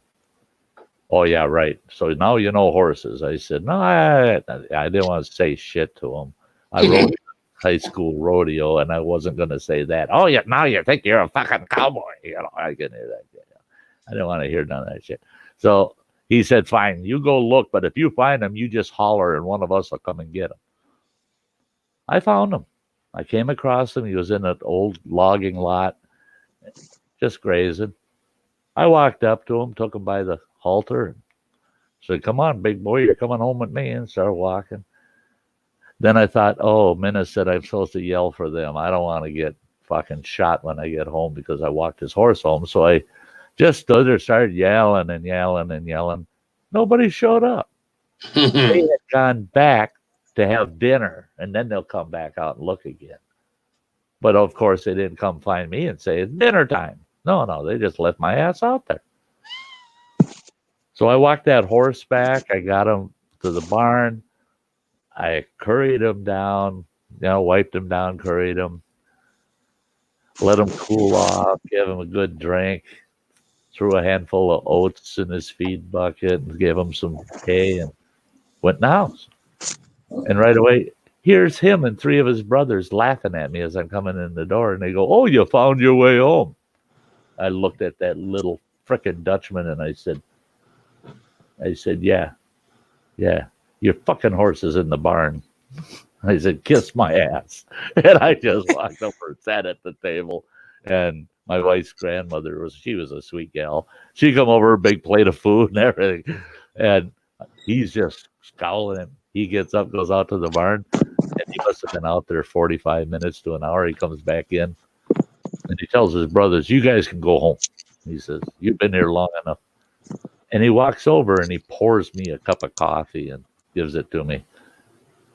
And he sits down next to me instead of at the king's chair at the end of the table. And he goes, where'd you learn how to curry a horse? Oh, all of a sudden now he wants to talk. So that's the only thing that saved my ass. Yeah, Buddy Weiser. That's my wife. Her mother was Dutch and Danish, and her father was Finnish. So my wife was so screwed up, and I came to the conclusion that's what you get when you finish your Danish. So never take that last bite when you're having a Danish. I got to go to bed. I've just got to say I've got to get off. Yep. So we're going to shut her down, boys. We're going to shut her down. I love all you folks. There's 31 in the house. I hate to leave you all. But yeah, I'm going to have to shut her down too. We're into it 4 hours and 7 minutes. Yeah. I wish I could go all night, but just can't do her tonight. Thanks so much, Phil and Dojo and Nicholas for being here. It was awesome. Are you sure, Nicholas? Always. It's always fun having you guys here. Never gets boring. Good night to everybody in the chat. Good night, everybody in the chat. Good night, everyone. They're all saying good night. Great, wonderful folks. Is my mic working? Yes. What the? Oh, you were hoping it didn't? Well, I was talking and I didn't see the icon moving, but I had to unplug it and replug it in. Oh, okay. Hey, Wheel Life. Yeah, thank you. We try to always have a good time over here. Yeah, all of you. It's great. Our streams are no good without you folks being here. I mean, without you, there'd be no reason. I just want to hang out with the best folks in the world. So all of you have a good night. Stay safe. I'm off tomorrow night. I'm going to be playing PlayStation tomorrow night. And then Saturday night is the next episode of Into the Outdoors. So Saturday night will be my next stream. And that's what I'll be throwing up as the exit. And until then, you all make sure to have a very nice night. And in Phil's case, keep it spicy. Keep it spicy. Gotta keep it spicy. It should be So, keeping good night, up, folks. buddy. Hey guys. Hopefully, we'll see you Saturday.